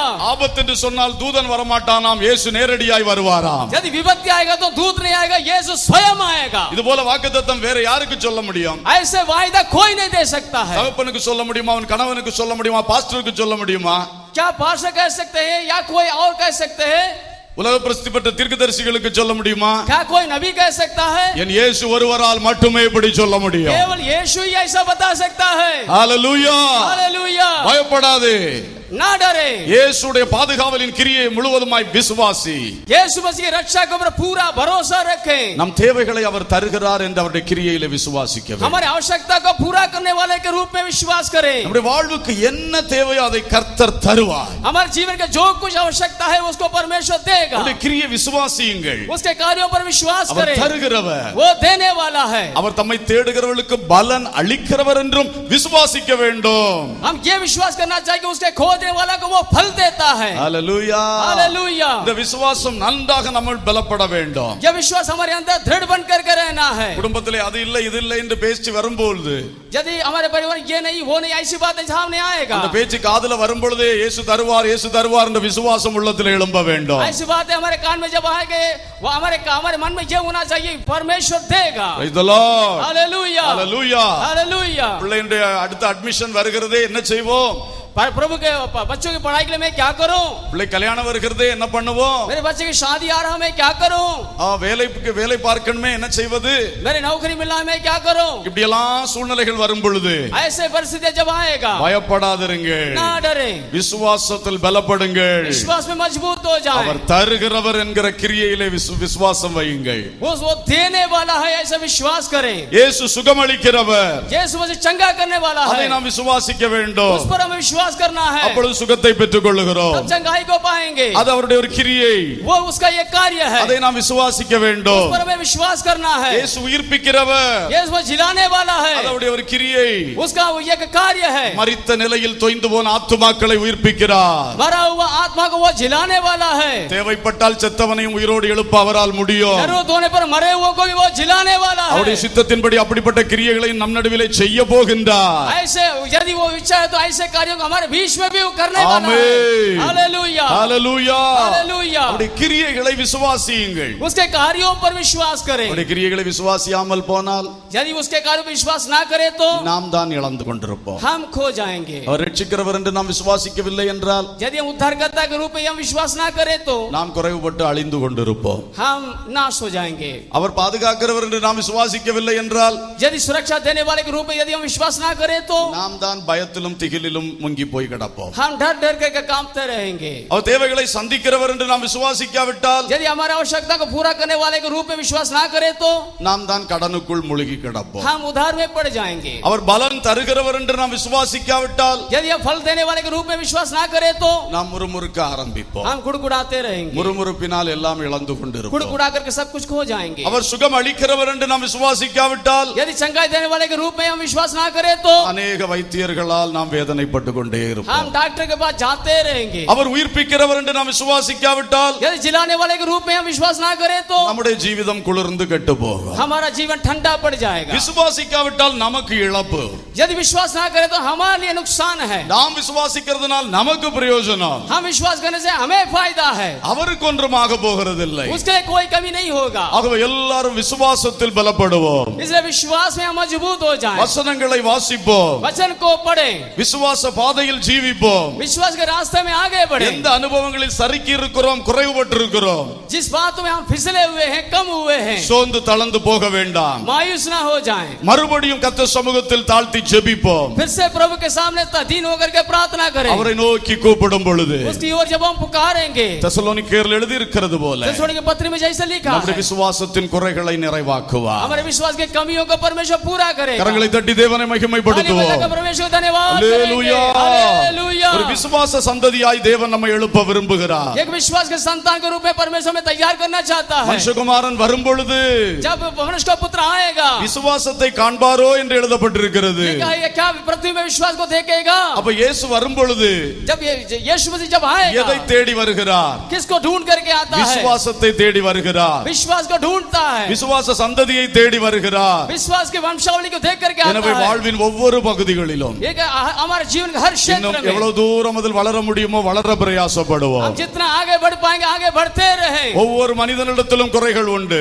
हर एक इंसान में कमियां होती है। என்னிடத்தில் உண்டு, இங்க இருக்கிற ஒவ்வொருவரிடத்தில் உண்டு. मेरे पास है, आप सबके पास है। ஒருவருக்கு ஒன்றில் குறையா இருக்கும், இன்னொருவருக்கு இன்னொன்றில் குறையாக एक இருக்கலாம். जन किसी में कमी है, एक जन और किसी में कमी है। அவைகளை பார்த்து நாம் பின்வாங்கி போக கூடாது. उनको देख करके हम पीछे हटना नहीं चाहिए। மனுஷன் மனுஷன் தான், தேவன் தேவன் தான். मनुष्य मनुष्य ये परमेश्वर परमेश्वर ही தேவனுடைய है। வார்த்தை நேற்றும் இன்றும் என்று மாறாதது. परमेश्वर का वचन हमेशा एक सा है। எனவே வசனத்தை பற்றிக் கொள்ளுவோம். इसे वचन को पकड़े रहे, விசுவாசத்தில் வளருவோம். विश्वास में आगे बढ़े। கர்த்தர் அதை எதிர்பார்த்து கொண்டிருக்கிறார். परमेश्वर उसको चाहता है। என் மகனே, என் மகளே, हे मेरे बेटे या मेरे बेटी, நான் தந்த சுவிசேஷத்துக்கு நீ பங்காளி.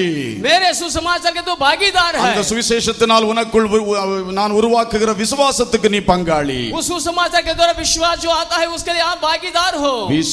விசுவாசத்தால் பிழைத்தோங்க வீரபாதை காட்டினீரே, விசுவாசத்தா பிழை தூங்க வீரபாதை காட்டினீரே, வளர்ந்து கனி தரும் வாழ்வை விரும்பி வரம் வேண்டுகிறேன், வளர்ந்து கனி தரும் வாழ்வை விரும்பி வரம் வேண்டுகிறேன், திருப்பாதம் நம்பி வந்தேன், கிருபை நிறை இயேசுவே, தமதன்பை கண்டடைந்தேன், தேவ சமூகத்திலே தமதன்பை கண்டடைந்தேன், தேவ சமூகத்திலே. அல்லேலூயா. மூன்றாவதாக तीसरी बात ரோமர் 15:29 வாசிக்கலாம். रोमियो की पत्री 15:25 को पढ़ेंगे. நான் உங்களிடத்தில் வரும்போது கிறிஸ்துவனுடைய சுவிசேஷத்தின் சம்பூரணமான ஆசீர்வாதத்தோட வருவேன் என்று அறிந்திருக்கிறேன். சுவிசேஷத்திற்கு சம்பூர்ண ஆசீர்வாதம் இருக்கிறது. सुसमाचार में संपूर्ण आशीष है. பவுல் சொல்லுகிறார், நான் வரும்பொழுது சுவிசேஷத்தின் சம்பூர்ண ஆசீர்வாதத்தோடு வருவேன். जब मैं आऊंगा सुसमाचार के संपूर्ण आशीष के साथ आऊंगा. பவுல் தான் சொன்னார், நான் சுவிசேஷத்துக்கு பங்காளி என்று. पौलुस तो बताया था सुसमाचार के आशीष के मैं भागीदार हूँ. யார் ஒருவர் சுவிசேஷத்துக்கு பங்காளியா இருக்கிறோமோ जो कोई सुसमाचार के आशीष के लिए भागीदार होते அவர்கள் हैं, இந்த சுவிசேஷனால் வருகிற சம்பூர்ண ஆசீர்வாதத்திற்கும் பங்காளிகள். वो लोग सुसमाचार के द्वारा आने वाले आशीषों के लिए देने वाला भी बनते हैं. ஆமென். हालेलुया. சுவிசேஷம் தரக்கூடிய ஆசீர்வாதம் அது உலகத்திலே எங்கும் கிடைக்காத மாபெரும் ஆசீர்வாதம். सुसमाचार से जो आशीष मिलती है वो आशीष दुनिया में कहीं नहीं मिलती है. உலகத்திலே கொஞ்சம் பணம் கிடைக்கும், பொருள் கிடைக்கும். हो सकता है संसार में कुछ पैसा मिलेगा और कुछ मिलेगा, ஆனால் இயேசுவின் சுவிசேஷம் உலகம் தரக்கூடாத சமாதானத்தையும் சந்தோஷத்தையும் தருகிறது. लेकिन यीशु मसीह के सुसमाचार संसार जो नहीं दे सकता है वो शांति को, चंगाई को देता है. அதை கோடி கோடியாய் கொடுத்தாலும் பெற்றுக்கொள்ள முடியாது. लेकिन करोड़ों खर्च करने के बाद वो बात को हम पा नहीं सकते. பரம நம்பிக்கையை தருகிறது.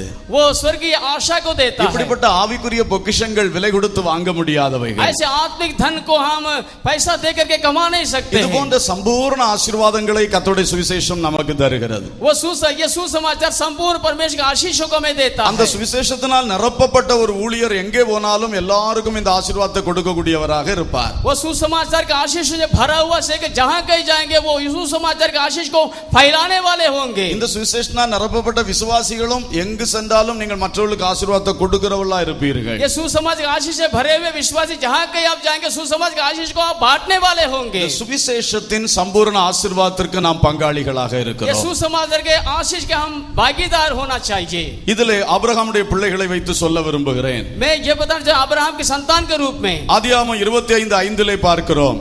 उत्पत्ति 25:5 में देखते हैं. ஆபிரகாம் தனக்குண்டான யாவையும் ஈசாக்குக்கு கொடுத்தான். अब्राहम अपने पास जो कुछ था उसको इसहाक को दे दिया. ஆபிரகாமை சுவிசேஷம் என்று வைத்துக் கொள்ளுங்கள். अब्राहम को सुसमाचार के रूप में ले लें. அவரோடு பங்காளியாக இருந்தது ஈசாக்கு தான். उसके साथ सहभागी भागीदार के रूप में इसहाक रहा. அவருடைய உயர்வு அவருடைய தாழ்வு எல்லாவற்றிலும் அவரோடு பங்காளியாய் நின்றான். उसके हर एक अनुभव में इसहाक साथ में ही रहा. கூட இருந்தவர்களெல்லாம் ஒவ்வொன்றாய் வெளியே போன பொழுதும் அவன் வீட்டை விட்டு வெளியே போகவே இல்லை.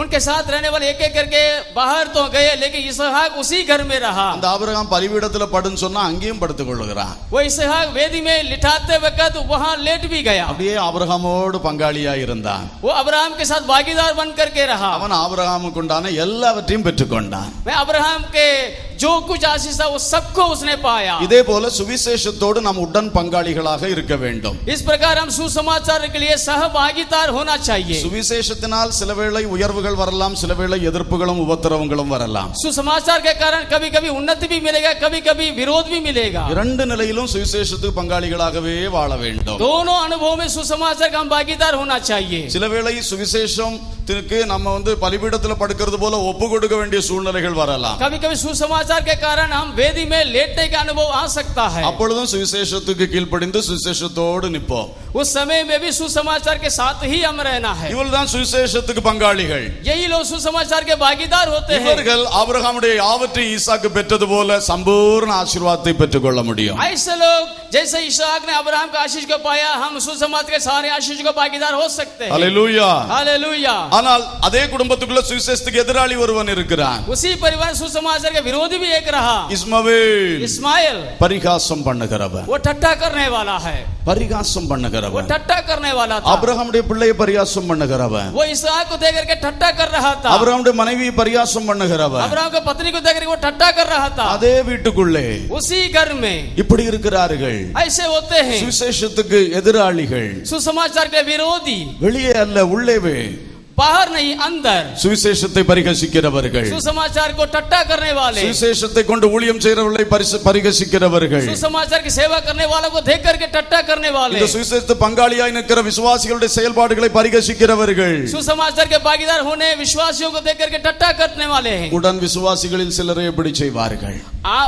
सह विश्वासी भाई बहन लोग ऐसे कर सकते हैं। இவர்கள் மாம்சத்தின்படி வந்தவர்கள். ये शरीर के अनुसार आए हुए हैं, ஆவிக்குரிய தன்மையற்றவர்கள். वे लोग आत्मिक लोग नहीं है। அந்த இஸ்மவேல் ஒரு நாள் வீட்டை விட்டு வெளியே தள்ளப்பட்டான். वो इस्माइल घर से एक दिन बाहर निकाला गया। ஒரு துருத்தி தண்ணீரும் கொஞ்சம் அப்பமும் கொடுத்து தள்ளி விட்டான் தகப்பன். एक थोड़ा पानी और थोड़ा रोटी दे करके उसको भेज दिया गया। அவன் பங்காளியாக நிற்க முடியவில்லை. वो भागीदार बन नहीं पाया, அவன் துரத்தப்பட்டான். वो निकाला गया। நீ சுவிசேஷத்துக்கு பாத்திரனா இல்லை. तो सुसमाचार के पात्र नहीं था, நீ சுவிசேஷத்தை பரியாசம் பண்ணினவன். तो सुसमाचार को ठट्ठा किया। நீ ரட்சிக்கப்படும் முன்பு அப்படி செய்திருந்தால் அது மன்னிக்கப்படும். हो सकता है उद्धार पाने के पहले यदि आप किया हो तो वो क्षमा किया जाएगा। ஆனால் இப்பொழுது துணிகரமாய் நீ செய்து கொண்டிருக்கும் பொழுது अभी तो ढीठ होकर के जब करते हो, நீ கர்த்தருடைய சபையில் நீடிப்பது கஷ்டம். तो परमेश्वर के कलीसिया में स्थिर रहना मुश्किल है। தேவன் நடவடிக்கை எடுக்கும் பொழுது நின்று பிடிக்க முடியாது. जब परमेश्वर कार्रवाई करेगा तो रुक नहीं पाएगा। இஸ்மவேல் துரத்தப்பட்டான். इस्माइल निकाला गया। இன்னொரு கூட்டம் உண்டு. और एक झुंड है, அவர்கள் பங்காளியும் இல்லை, वो ना तो भागीदार है எதிராளியும் இல்லை, ना तो विरोधी है, விருந்தாளிகள் என்று சொல்லலாம். वो लोग मेहमान है। ஆதியாகமம் 25:6 சொல்லப்பட்டிருக்கிறது. 25 के उत्पत्ति 25 के 6 में बताया गया। கேத்தூராளின் பிள்ளைகள், खतूरा के संतान, அவர்களுக்கு ஆபிரகாம் நன்கொடைகளை கொடுத்து அனுப்பி வைத்தான். उन लोगों को कुछ कुछ दे करके अब्राहम ने भेज दिया। gift வாங்கி கொண்டு போகிற விருந்தாளிகள். वो लोग कुछ इनाम पा करके चले गए। சுவிசேஷத்துக்கு பங்காளிகளும் உண்டு, सुसमाचार के भागीदार भी होते हैं, எதிராளிகளும் உண்டு, विरोधी भी होते हैं, விருந்தாளிகளும் உண்டு. मेहमान भी होते हैं। இங்க எத்தனை விருந்தாளிகள் வந்திருக்கிறீங்களோ எனக்கு தெரியல. मुझे ये नहीं मालूम है कि यहाँ कितने मेहमान हैं। அவளுக்கு என்ன வேண்டும்? उनको क्या चाहिए था? சுவிசேஷத்தினால் வருகிற சுகம் கிடைக்கணும், सुसमाचार से कुछ फायदा होना है, விடுதலை கிடைக்கணும், छुटकारा होना है, தேவைகள் சந்திக்கப்படணும். उसकी जरूरतें पूरा होना है। சுருங்க சொன்னா உலகத்தில் உள்ளதெல்லாம் கிடைக்கணும். उनका मतलब है सांसारिक आशीषें मिलना है, ஆனா சுவிசேஷத்தினால் வருகிற அந்த தெய்வீக பரலோக பொக்கிஷங்கள் பெற்றுக்கொள்ள விரும்ப மாட்டார்கள். लेकिन सुसमाचार से आने वाले स्वर्गीय आशीषों के विषय में चिंता नहीं करते हैं। அந்த விசுவாசம், பரிசுத்தம், தேவனுடைய வல்லமை என்பவைகளில் வளர மாட்டார்கள். विश्वास, पवित्रता, परमेश्वर के सामर्थ्य में आगे बढ़ना नहीं चाहते हैं। இதுதான் விருந்தாளிகள். यही मेहमान है। இன்னைக்கு சபைகள்ல இந்த மூன்று கூட்டமும் இருக்கும். कलीसिया में ये 3 प्रकार का झुंड होते हैं। ஒவ்வொரு சர்ச்சில நீங்க பாருங்க, हर एक चर्च में आप देखें, ஒரு கூட்டம் உண்மையான விசுவாசிகள், एक झुंड सच्चे विश्वासी लोग, சுவிசேஷத்துக்கு பங்காளிகள். वो सुसमाचार के भागीदार है। ஒரு சிலர் எதிராளிகளாய் செயல்பட்டு கொண்டிருப்பார்கள். कोई कोई उसमें विरोध करने वाले होते हैं। அவர்கள் அந்த சபை வளர்ச்சிக்கு ரொம்ப இடையூறு உண்டு பண்ணி கொண்டே இருப்பார்கள். वो सेवा के आगे उन्नति के लिए रुकावट बन करके रहते हैं। அடுத்த ஒரு கூட்டம் விருந்தாளி கூட்டம்.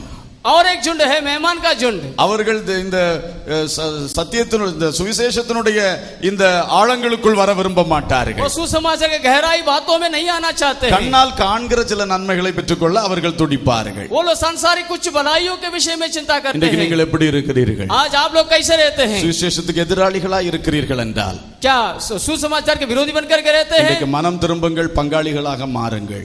आज आप मन फिराइए, प्रभु के पास आए। வெறும் விருந்தாளி கூட்டமாய் இருக்கின்றீர்கள் என்றால் क्या आप मेहमान के रूप में यदि रहेंगे? சிந்தியுங்கள், சுவிசேஷத்தின் ஆழங்களில் இறங்கி வாருங்கள். आप विचार करें और सुसमाचार के गहराई के अनुभव में आए। இந்த அழிந்து போகிற உலகத்துக்காக சுவிசேஷத்தை பயன்படுத்தினால் என்ன பிரயோஜனம்? नासवान आशीष पाने के लिए सुसमाचार को इस्तेमाल करने से क्या लाभ होगा? அழியாமை உள்ள ராஜ்யத்தில் பிரவேசிக்கும்படி சுவிசேஷத்தை பயன்படுத்துங்கள். अविनाशी राज्य पाने के लिए सुसमाचार पर विश्वास करें। அதுக்கு தான் சுவிசேஷத்துக்கு பங்காளிகளாக நீங்கள் நிற்க வேண்டும். इसलिए आप सुसमाचार का भागीदार होकर के खड़े होना है। அல்லேலூயா.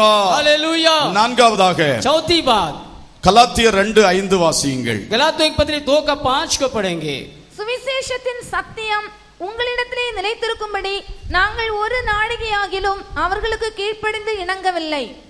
சுவிசேஷத்தின் சத்தியம் என்று சொல்லப்பட்டிருக்கிறது. क्या लिखा है? सुसमाचार की सच्चाई.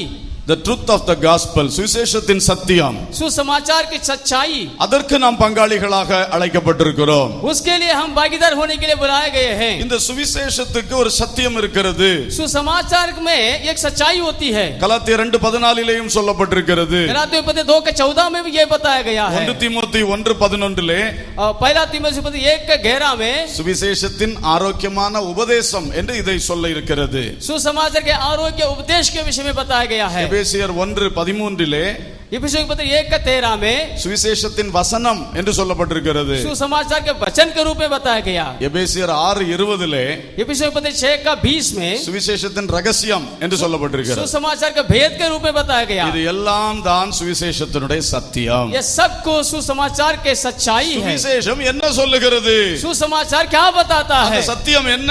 उसकी सच्चाई क्या அதை है? கேட்க வேண்டும். उसको सुनना है. அந்த சத்தியத்தை விசுவாசிக்க வேண்டும். उस सच्चाई पर विश्वास அதுக்கு करना है. பங்காளியாய் வாழ வேண்டும். उसके सहभागी होकर के जीना है. அல்லேலூயா. हालेलुया. சுவிசேஷன் சத்தியம் ஒன்று, என் வாழ்க்கை இன்னொன்று என்று நான் வாழக்கூடாது. सुसमाचार की सच्चाई है कि मेरे जीवन का अनुभव और एक बनकर के नहीं रहना है. சுவிசேஷம் என்ன சொல்லுகிறதோ அதன்படி நான் வாழ வேண்டும். जो कि सुसमाचार की सच्चाई बताए वो हमारे जीवन में पाया जाना चाहिए. முதலாவது அதை நன்றாக கேட்கிற விருப்பம் இருக்க வேண்டும். सबसे बढ़कर उसका अच्छी तरह सुनना है. இந்த பைபிள் வசனங்களை நன்றாக வாசிக்கிற விருப்பம் இருக்க வேண்டும். ये वचन को अच्छी तरह पढ़ने का अनुभव होना है. தினந்தோறும் வசனத்தை தவறாமல் வாசிக்க வேண்டும். रोज आपको परमेश्वर के वचन को अवश्य पढ़ना है. வசனத்தை ஆராய்ச்சி பண்ண தொடங்க வேண்டும். उस वचन पर आपको मनन करना है. மனதில் திரும்ப எடுத்து தியானிக்க தொடங்க வேண்டும். उसको मन में रख करके मनन करना है. சத்தியத்தை அறிய வேண்டும். सच्चाई को जानना है. இயேசு இந்த உலகத்தில் வந்து பிறந்ததன் அந்த சுவிசேஷ நற்செய்தியின் நோக்கம் என்ன?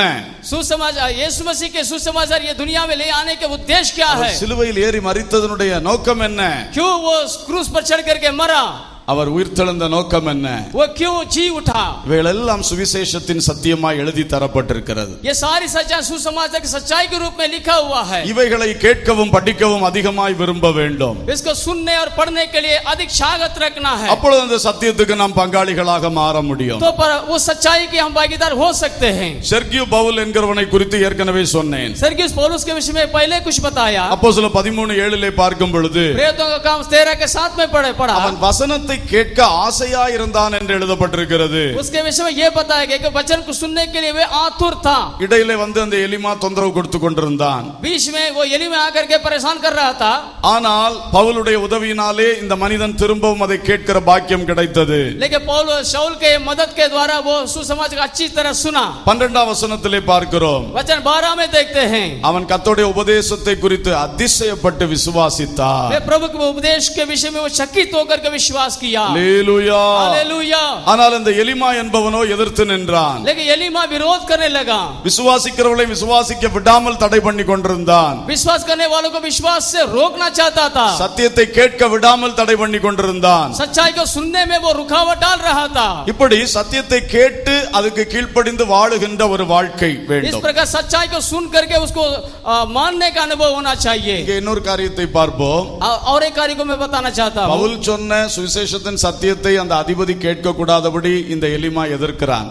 शाऊल के द्वारा पता है कि सुसमाचार के सच्चाई को सुनने में वो एलीमा विरोध कर रहा था. அப்பொழுது तब ஒரு அற்புதத்தின் மூலம் எலிமாவை அடக்கி அந்த அதிபதிக்கு அந்த வாய்ப்பை பவுல் உருவாக்கி கொடுக்கிறார். एक आश्चर्यकर्म के द्वारा उस एलीमा को रोक करके शाऊल अपने सुसमाचार को सुनाया. சுவிசேஷத்தின் சத்தியத்தை மக்கள் கேட்கவும் அறியவும் விடாதபடி எதிர்க்கிறவர்கள், सुसमाचार को सच्चाई को लोग सुनने में विरोध करने वाले எத்தனையோ கிராமங்களுக்கு நீங்க போறீங்க. कितने गांवों में आप लोग जाते हैं. இந்த கிராமத்துக்குள்ள வந்து சுவிசேஷத்தை சொல்லாதேன்னு சொல்றாங்க.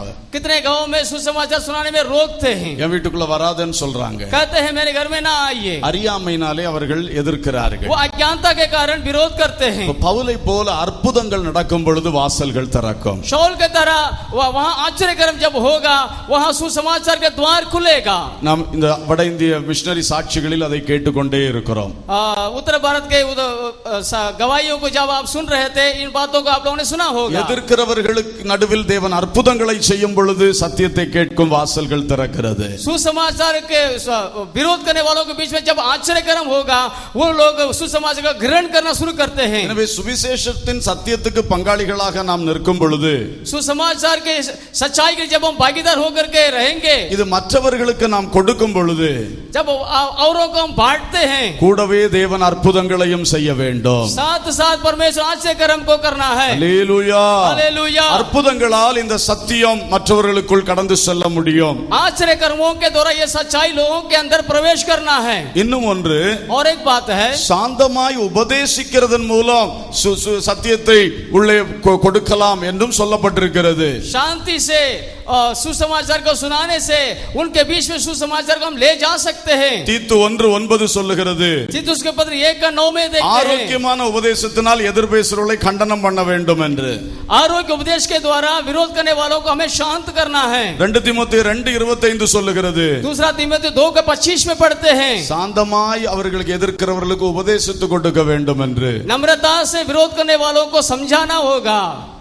மூன்றாவது ஒரு காரியம் செய்தார்கள். तीसरी बात वो लोगों ने किया. பிசிதியா நாட்டில் உள்ள அந்தியோகியா பட்டணத்தில் வந்த பொழுது, पिसिदिया देश के अंत्यों के शहर में जब आए, புறஜாதிகள் சுவிசேஷத்தை ஏற்றுக்கொண்டார்கள், யூதர்கள் எதிர்த்தார்கள். अन्य जाति लोग सुसमाचार को ग्रहण किए, लेकिन यहूदी लोग विरोध किए.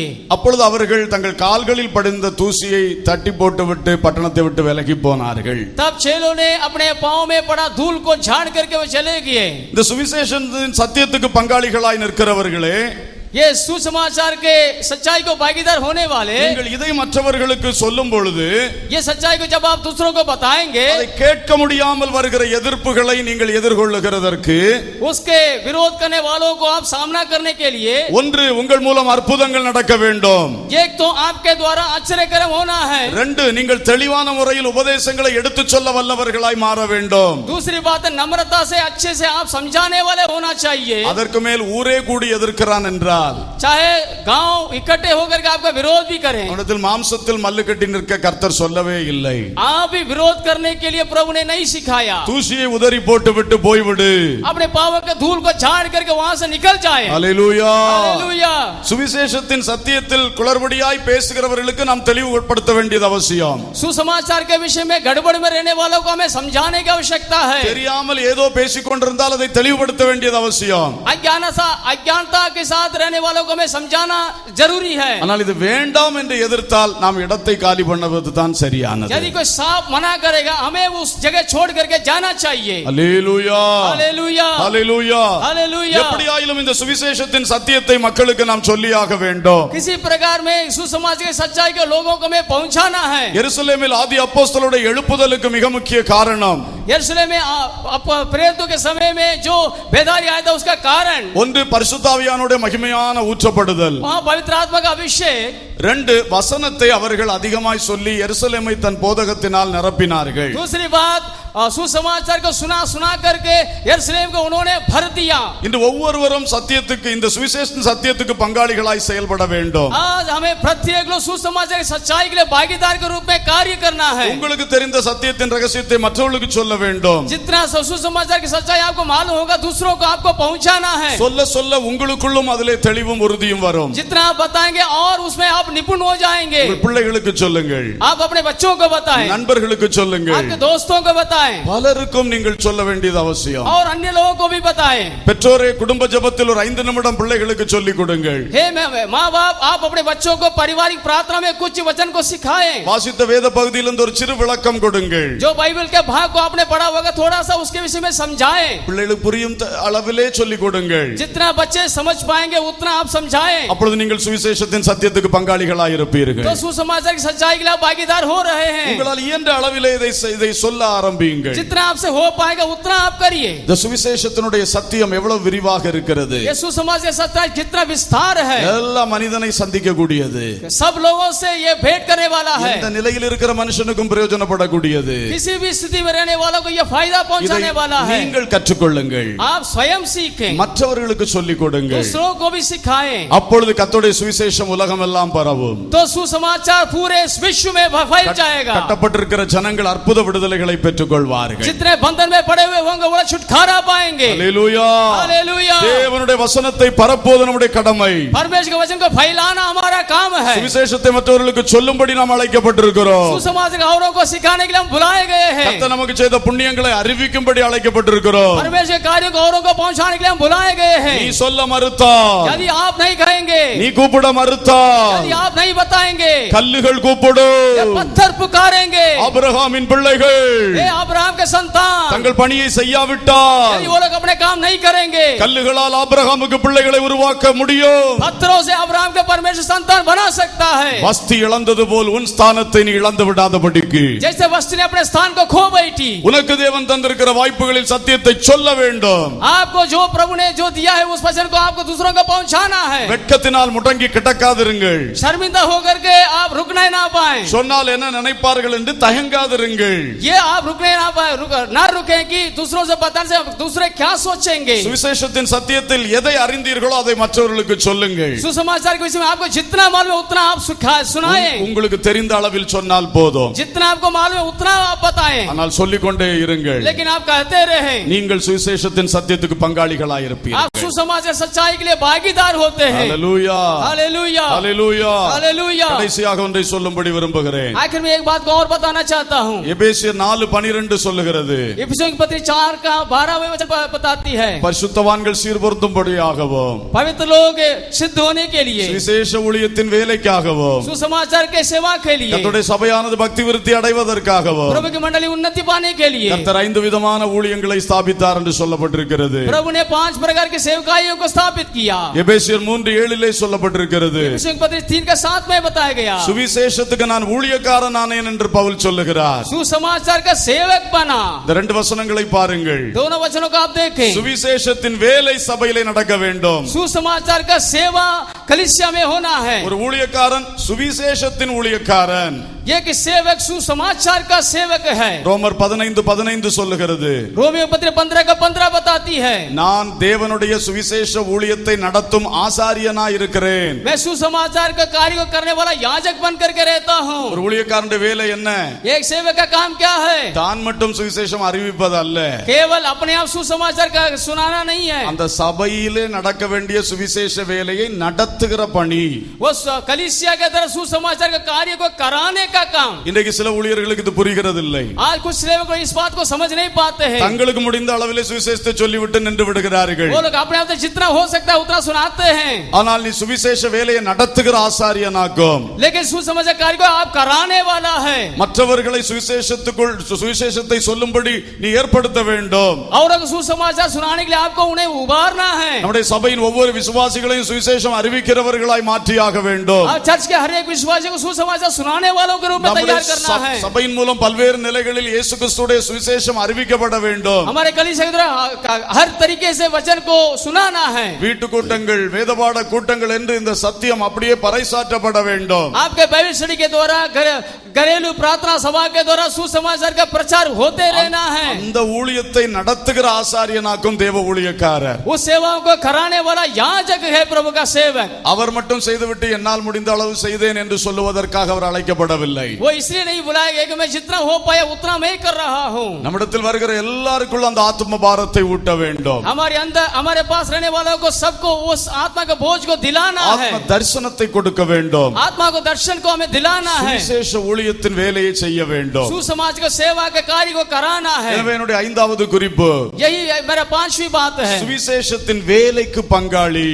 सुसमाचार के कार्य के लिए सहभागी இந்த है. அருமையான சுவிசேஷம் ये अनमोल केवल सुसमाचार है, அதனுடைய வேலை வேகமாய் நடக்க வேண்டும். उसकी सेवा का कार्य तेजी से होना है, அதற்கு நாம் பங்காளிகளாய் இருக்கிறோம். उसके लिए हमें सहभागी होना है. நெகேமியா அலங்கத்தை கட்டின பொழுது नहम्याह ने यरूशलेम के दीवार को बनाया, அங்கே சிலர் எதிர்த்தார்கள். वहाँ कुछ लोगों ने विरोध किया, ஆனால் ஒரு கூட்டம் ஆதரவாய் எழும்பினார்கள். लेकिन एक झुंड उनके साथ दिया, அவர்களை நெகேமியா ஒன்றுபடுத்தினார். उनको नहम्याह ने एकत्र किया. பிரதான ஆசாரியன் முதல் சாதா மக்கள் வரைக்கும் ஒன்று கூடினார்கள். प्रधान याजक से लेकर आम जनता तक उनके साथ दिया.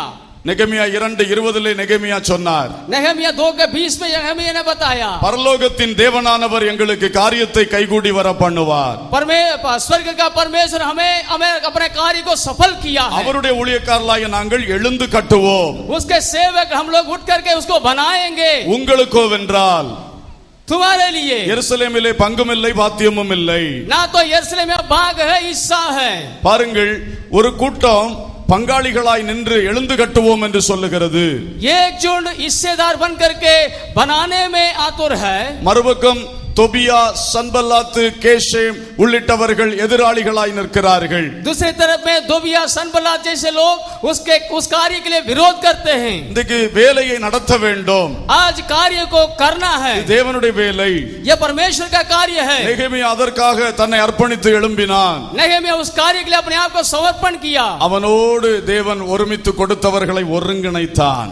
उसके साथ प्रभु ने जिन्हों को दिया उन्होंने एकत्र किया. வேலை அழகாக நடத்தினான். कार्य अच्छे से हुआ. அவனோடு நின்ற பங்காளிகள் அவனோடு ஒத்துழைத்தார்கள். उसके साथ रहने वाले उसके साथ सहभागी होकर के उस कार्य को किया. எதிராளிகளுடைய திட்டம் முறியடிக்கப்பட்டு போயிற்று. विरोध करने वालों का कार्य असफल हुआ.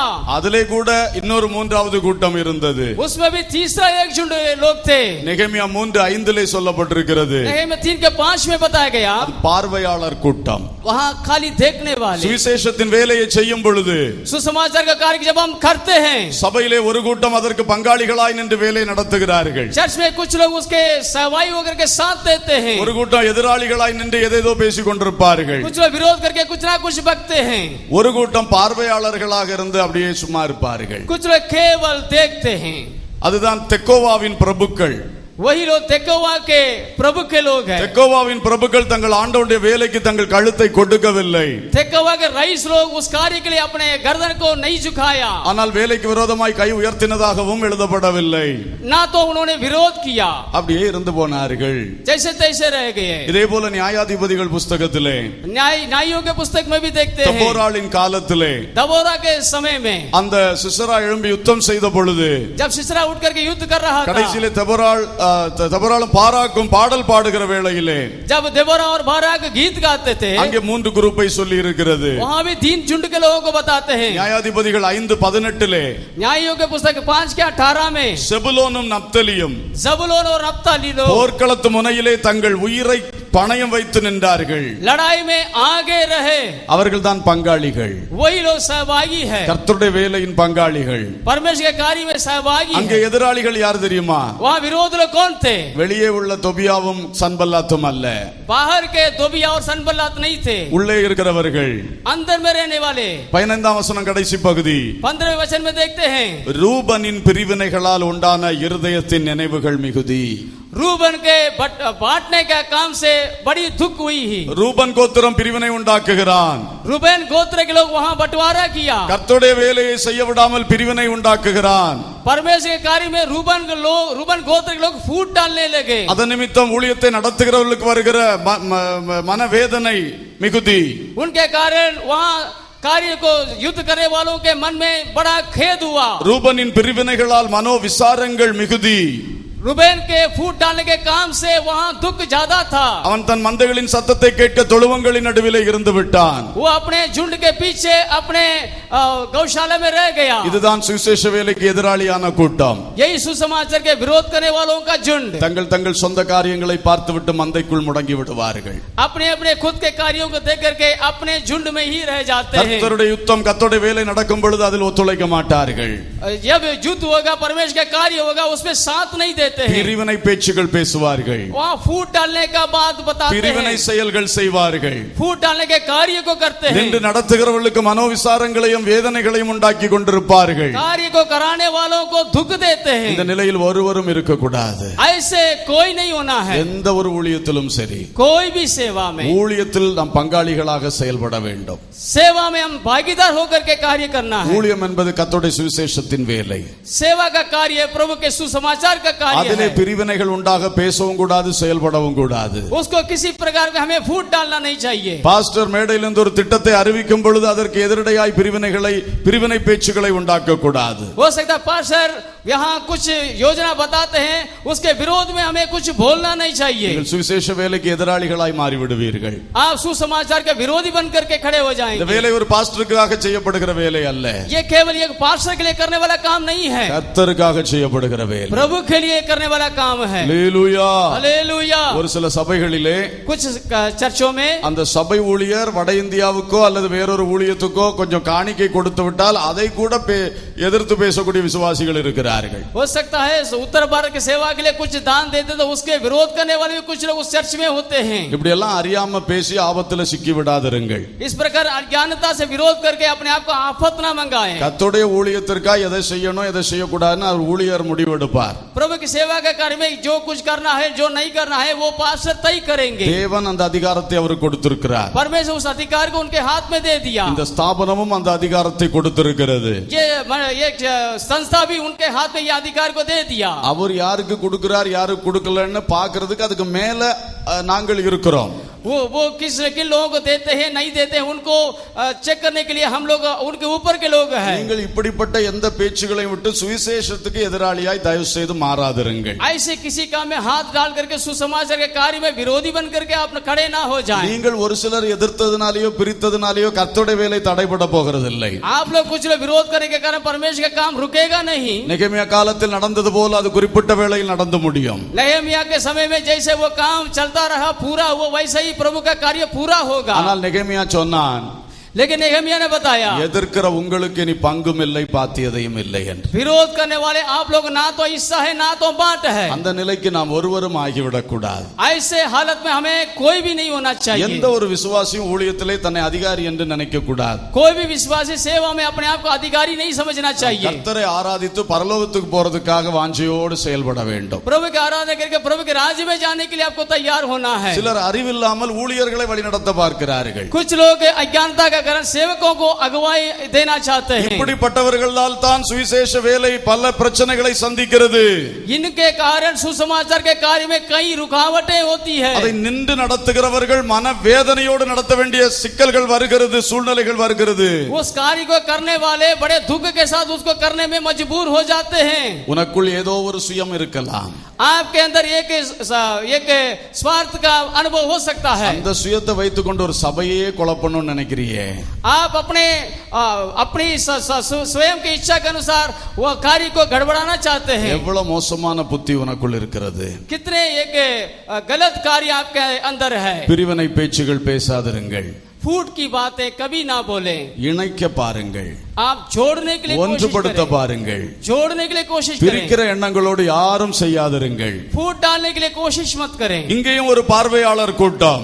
यहाँ भी देखने वालों की एक झुंड। நியாயாதிபதி 5:17 சொல்லுகிறது, न्यायों के पुस्तक में 5:17 में देखते हैं கீலேயாத் மனுஷர் யோர்தானுக்கு அக்கறையிலே இருந்து விட்டார்கள். गिलियाद के मनुष्य यरदन के उस पार रह गए हैं। தான் மனுஷர் கப்பல்களில் தங்கி விட்டார்கள். दान के लोग अपने जगहों में रह गए हैं। ஆசேர் மனுஷர் கடல் கரையில் தங்கி விட்டார்கள். आशेर के लोग समुद्र के किनारे रह गए हैं। எல்லாம் ஆங்காங்கே இருந்து வேடிக்கை பார்த்து கொண்டே இருக்கிறார்கள். सब लोग जहां तहां रह करके देखना शुरू किए हैं। ஆனால் செபுலோனும் நப்தலியும் போர்க்களத்து முனையிலே நிற்கிறார்கள். लेकिन ज़बूलून और नप्तली लड़ाई में आगे खड़े रहते हैं। இவர்கள் ரூபனின் பிரிவினையினால் கர்த்தர் அவர்களை கைவிடவில்லை.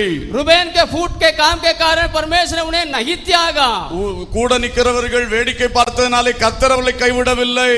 साथ में रहने वाले केवल तमाशा देखने से परमेश्वर उन्हें नहीं छोड़ा। கர்த்தர் மகாபரிய ஜெயத்தை கட்டளையிட்டார். परमेश्वर वहां जीत को கரங்களை தட்டி தேவனை மகிமைப்படுத்துவோம்.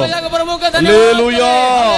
இந்த பகல் வேளை திட்டமாய் ஒன்றை சொல்லிக் கொள்ளட்டும். आज दिन के इस दोपहर के समय में मैं साफ सफाई से एक बात को कहना चाहता हूं. சுவிசேஷ வேலையில் உடன் பங்காளிகளாக மாறுங்கள். सुसमाचार के कार्य में सहभागी हो जाएं. இந்த சுவிசேஷ ஊழியத்துக்கு நம்மால் ஒரு தீமை வந்துவிடக் கூடாது என்று தீர்மானம் பண்ணுங்கள். आप ये निर्णय लें कि सुसमाचार के कार्य में मेरे द्वारा कोई रुकावट ना हो. அதை நடத்துகிறவர்களோடு முழு மனதாக ஒத்துழையுங்கள். उनके चलाने वालों के साथ पूरे मन से साथ दें. பலர் சொல்லுவார்கள், कई लोग बताते हैं அது ஊழியக்காரருடைய வேலை. वो सेवक का काम है. ஒன்னும் அறியாத விசுவாசிகளா இருக்கிறார்கள். वो लोग बिल्कुल अज्ञानता में पड़ गए हैं. என்ன சங்கடம் அவர்களுடைய பேச்சு. कितने एक दुख की बात है. பைபிள் சொல்லுகிறது, वचन कहता है ஊழியக்காரன் சுவிசேஷ வேலையை நடத்துகிறவன். सेवक सुसमाचार के कार्य को कराने वाला है. அப்ப செய்கிறவர்கள் யார்? तो करने वाले कौन है? இதெல்லாம் தெரியாமல் ஏதோ பேசிக் கொண்டிருக்கிறார்கள். ये ना जान करके बोलते हैं. தங்கள் தொழில், தங்கள் மந்தை, தங்கள் வீடு என்று மட்டும் கிடக்கிறார்கள். अपना काम धंधा अपना चर्च को देख रहे हैं. இப்படிப்பட்டவர்கள் சபையில் முதன்மையான ஸ்தானங்களில் இருக்கவும் விரும்புகிறார்கள். ऐसे लोग कलीसिया में पहला स्थान में बैठना भी चाहते हैं. இன்றைக்கு திருந்துங்கள்.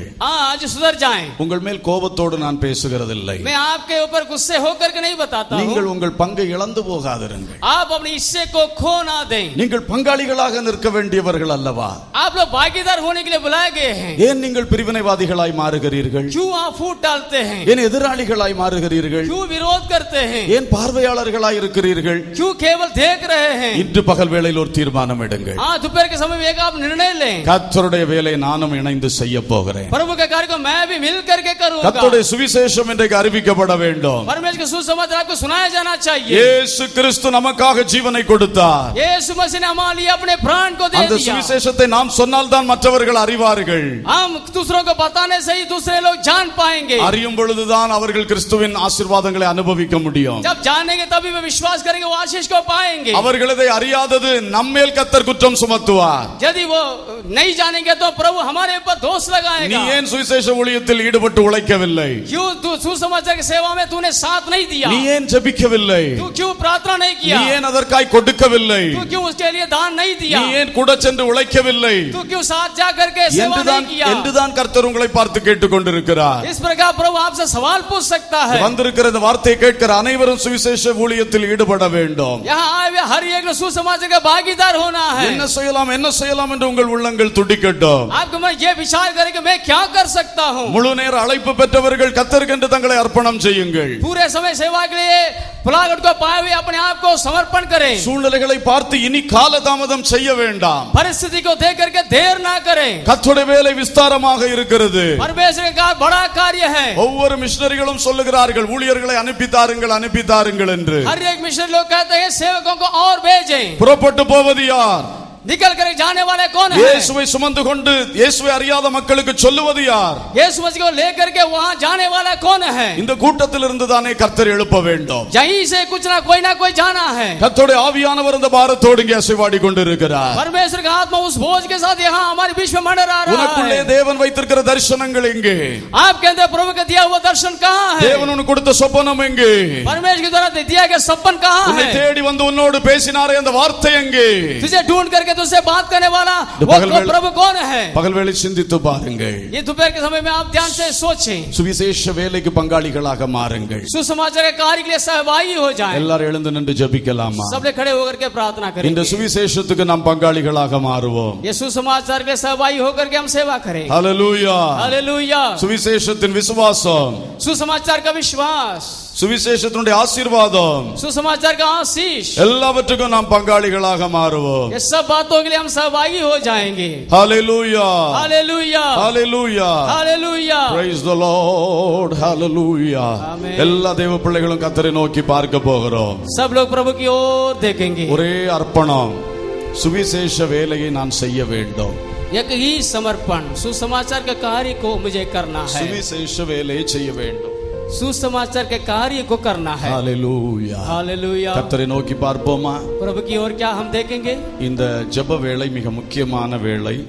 ये प्रार्थना के समय एक खास समय है। ஒரு 10 நிமிடங்கள் எடுத்துக்கொள்ளலாம் என்று இருக்கிறேன். मैं ये सोचता हूं कि 10 मिनट और ले लें। கஷ்டத்தை பார்க்காதிருங்கள். आप कष्ट को ना देखें, சமயத்தை பார்க்காதிருங்கள். समय को ना देखें। தயவு செய்து கர்த்தரை நோக்கி பாருங்கள். मेहरबानी करके प्रभु की ओर देखें। இந்த உலகத்திலே பாவத்திலும் அக்கிரமத்திலும் கிடந்து வாடி வதங்கின நமது வாழ்வை ये दुनिया में पाप और अधर्म में पड़ा हुआ हमारे जीवन में இயேசு தம்முடைய சுவிசேஷத்தினால் இன்றைக்கு நல்ல நிலையில் உயர்த்தி இருக்கிறார். यीशु मसीह ने अपने सुसमाचार के ज्योति भेज करके हमारा उन्नति कराया। இன்றைக்கு அவர் உங்களை பார்த்து சொல்லுகிறார், आज वो आपसे कहता है, இந்த சுவிசேஷத்துக்கு நீ பங்காளியா இரு மகனே, इस सुसमाचार के मेरे बेटे सहभागी हो जा। பங்காளியா இரு மகளே, हे मेरे बेटी ये इसमें सहभागी हो जा। எதிராளியாய் மாறாதே, आप विरोधी ना बन, நீ பார்வையாளராய் மாறாதே, तू खाली तमाशा ना देखो, நீ விருந்தாளியாய் மாறாதே, तू मेहमान ना बन, சுவிசேஷத்தின் சகல காரியங்களுக்கும் நீ பங்காளியாய் மாறு. सुसमाचार के सारे कार्यों में सहभागी இந்த हो காரியத்தை जा। வைத்து தேவனை நோக்கி பார்ப்போமா?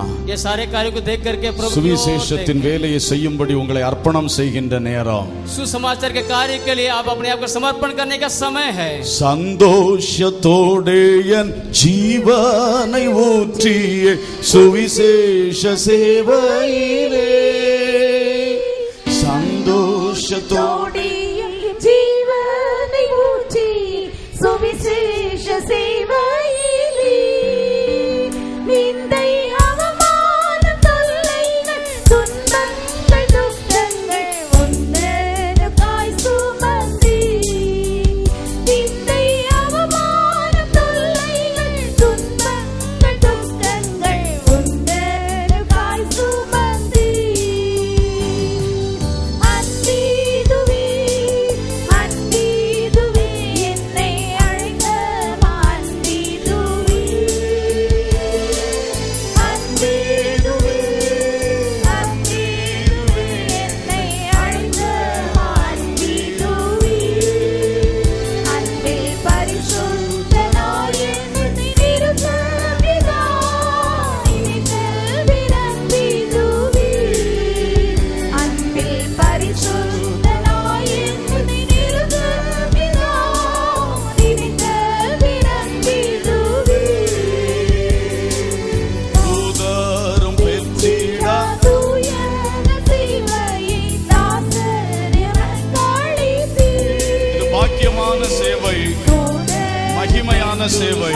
தூயன சேவையை தாசர் எனக்களித்தீர்.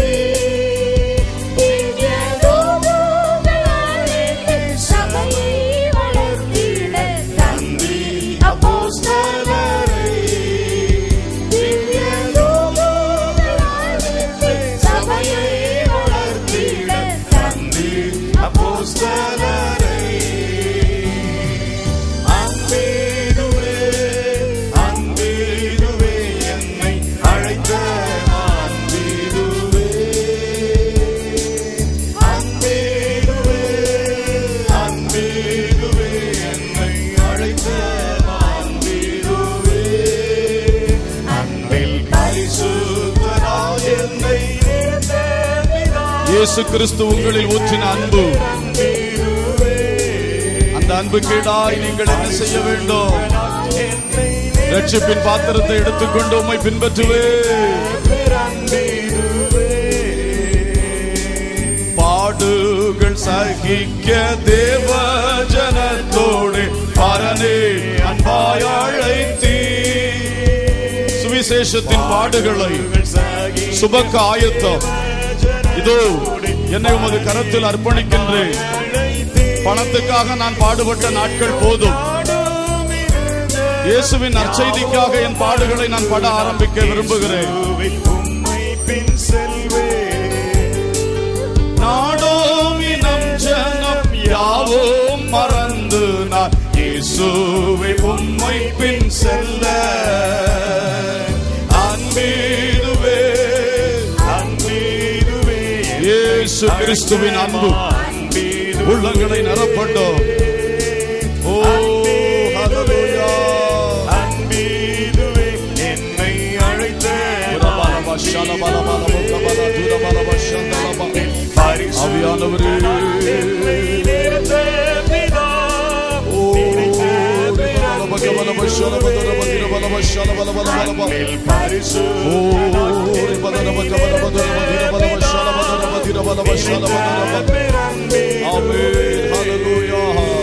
சுவிசேஷத்தின் ஒளி உங்களை நிரப்புவதாக.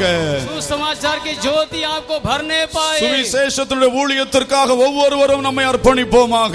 सुसमाचार की सेवा के लिए हम अपने आप को பகல் வேளை சுவிசேஷத்திற்கு பங்காளிகளாக உங்களை அர்ப்பணம் செய்யுங்கள். इस समय में सुसमाचार के कार्य के लिए अपने आप को समर्पण करें. ஒவ்வொருவரும் கர்த்தரை நோக்கி கூப்பிடுங்கள். प्रत्येक जन प्रभु की ओर पुकारे. ஹalleluya हालेलुया ஹalleluya. हालेलुया. அந்த ஒளி நம்மை தெளிவாக்கும்படியாக, वो ज्योति हमें चमकाने அந்த के ஒளி लिए, நம்மை நிரப்பும்படியாக वो ज्योति हमें भरने के लिए ஒரு விஷயம் எல்லாரும் ஆவியில் நிரம்பி ஜெபிக்க போகின்றோம். एक बार आत्मा में भर कर हमें प्रार्थना அந்த करना ஒளி நம்மை है. இன்றைக்கு புதுப்பிக்க வேண்டும். वो ज्योति हमें एक नया करना அந்த है. சுவிசேஷத்தின் ஒளி நம்மை உயிர்ப்பிக்க வேண்டும். वो सुसमाचार की ज्योति हमें आज நம்முடைய जिलाना மங்கலான है. அனுபவங்கள் இன்றைக்கு மாற வேண்டும். हमारा धुंधलापन का अनुभव ज्योति बनकर के चमकना है. அந்த எருசலேம் குருடனுக்கு இரண்டாம் தொடுதல் கிடைத்தது போல இன்றைக்கு கிடைக்க வேண்டும். यरूशलेम के अंधे को जो दोबारा छूने का जो आवश्यकता हुआ, ऐसे प्रभु हमें दूसरे बार छूने पाए. எல்லாரும் ஜெபம் பண்ண தொடங்கலாம். सब लोग प्रार्थना करना शुरू ஓரா करें. பகபலபா ஷந்தலபா கபௌரியா தனமா ஷிலபா கபௌரியா. ஓ ஹalleluya ஹalleluya ஹalleluya. ஓரா பாபா பாபா பாபா ரிபலபா ஷந்தலபா கபௌரியா தலா. ஆமென். ஹalleluya ஹalleluya ஹalleluya. இயேசுவின் தெய்வீக ஒளி, சுவிசேஷத்தின் ஒளி ஒவ்வொருவர் மேல் கடந்து வருவதாக. ஹalleluya ஹalleluya सुसमाचार का ज्योति प्रत्येक जन आने पाए. வாய் திறந்து தேவனை துதியுங்கள். मुंह खोल करके परमेश्वर को धन्यवाद ஆவியில் करें. நிரம்பி தேவனை மகிமைப்படுத்துங்கள். आत्मा में भरकर प्रभु को महिमा அந்த करें. ஒளிக்கு இடம் கொடுங்கள். प्रभु के लिए मौका दें. பிரகாசம் அடைவீர்களாக. प्रकाशमान हो जाए. இருள் ஓடி போகட்டும். अंधकार दूर होने உள்ளத்தில் पाए. இருக்கிற அந்தகாரங்கள் விலகி போகட்டும். आपको मन में अंधकार दूर होने पाए.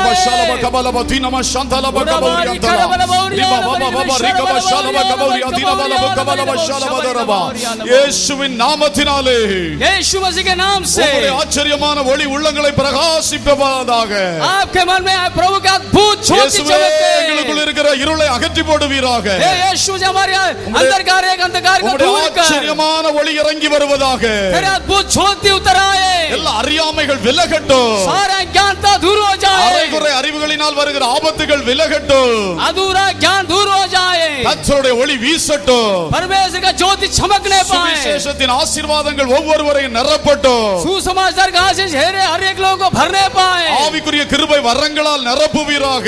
आत्मिक अनुग्रह वरदान भर जाए. பரலோக பொக்கிஷங்களால் ஒவ்வொருவரையும் நிரப்புவீராக. स्वर्गीय धन से एक एक को भर दे. எல்லாரும் ஒரு விஷயம் ஆவியில் நிரம்பி ஜெபியுங்கள். सब लोग आत्मा में भर தேவனை के நோக்கி प्रार्थना கூப்பிடு. करें. प्रभु की ओर पुकारे. உன் சத்தத்தை உயர்த்தி தேவனை நோக்கி கூப்பிடு. अपनी आवाज उठा के प्रभु की பர்திமேய் पुकारे. குருடன் கூப்பிட்டது போல கூப்பிடு. भक्ति में जैसे पुकारे वैसे இயேசுவே, पुकारे. எனக்கு हालेलुया. இறங்கும். ये यीशु मुझे இயேசுவே, दया कर. आमीन. எனக்கு இறங்கும். मुझ पर दया कर. ஒளிமயமாக்கும். ज्योति बना. என் கட்டுகளை உடைத்து போடும். मेरे बंधन को तोड़. இனி நான் எதிராளி அல்ல. अब मैं विरोधी नहीं. நான் பங்காளி. मैं सहभागी हूँ. சுவிசேஷத்துக்கு பங்காளி. सुसमाचार के வாய் सहभागी திறந்து हूँ. சொல்லுங்க. मुंह खोल करके வாய் திறந்து சொல்லுங்க. बताएं. मुंह खोल करके தேவனுடைய बताएं. வல்லமையான அபிஷேகம் परमेश्वर के सामर्थ के ஒவ்வொரு உள்ளங்களை अभिषेक நிரப்புவதாக. हर एक मन को भर दे. புதிய கிருபைகளால் நிரப்புவாராக.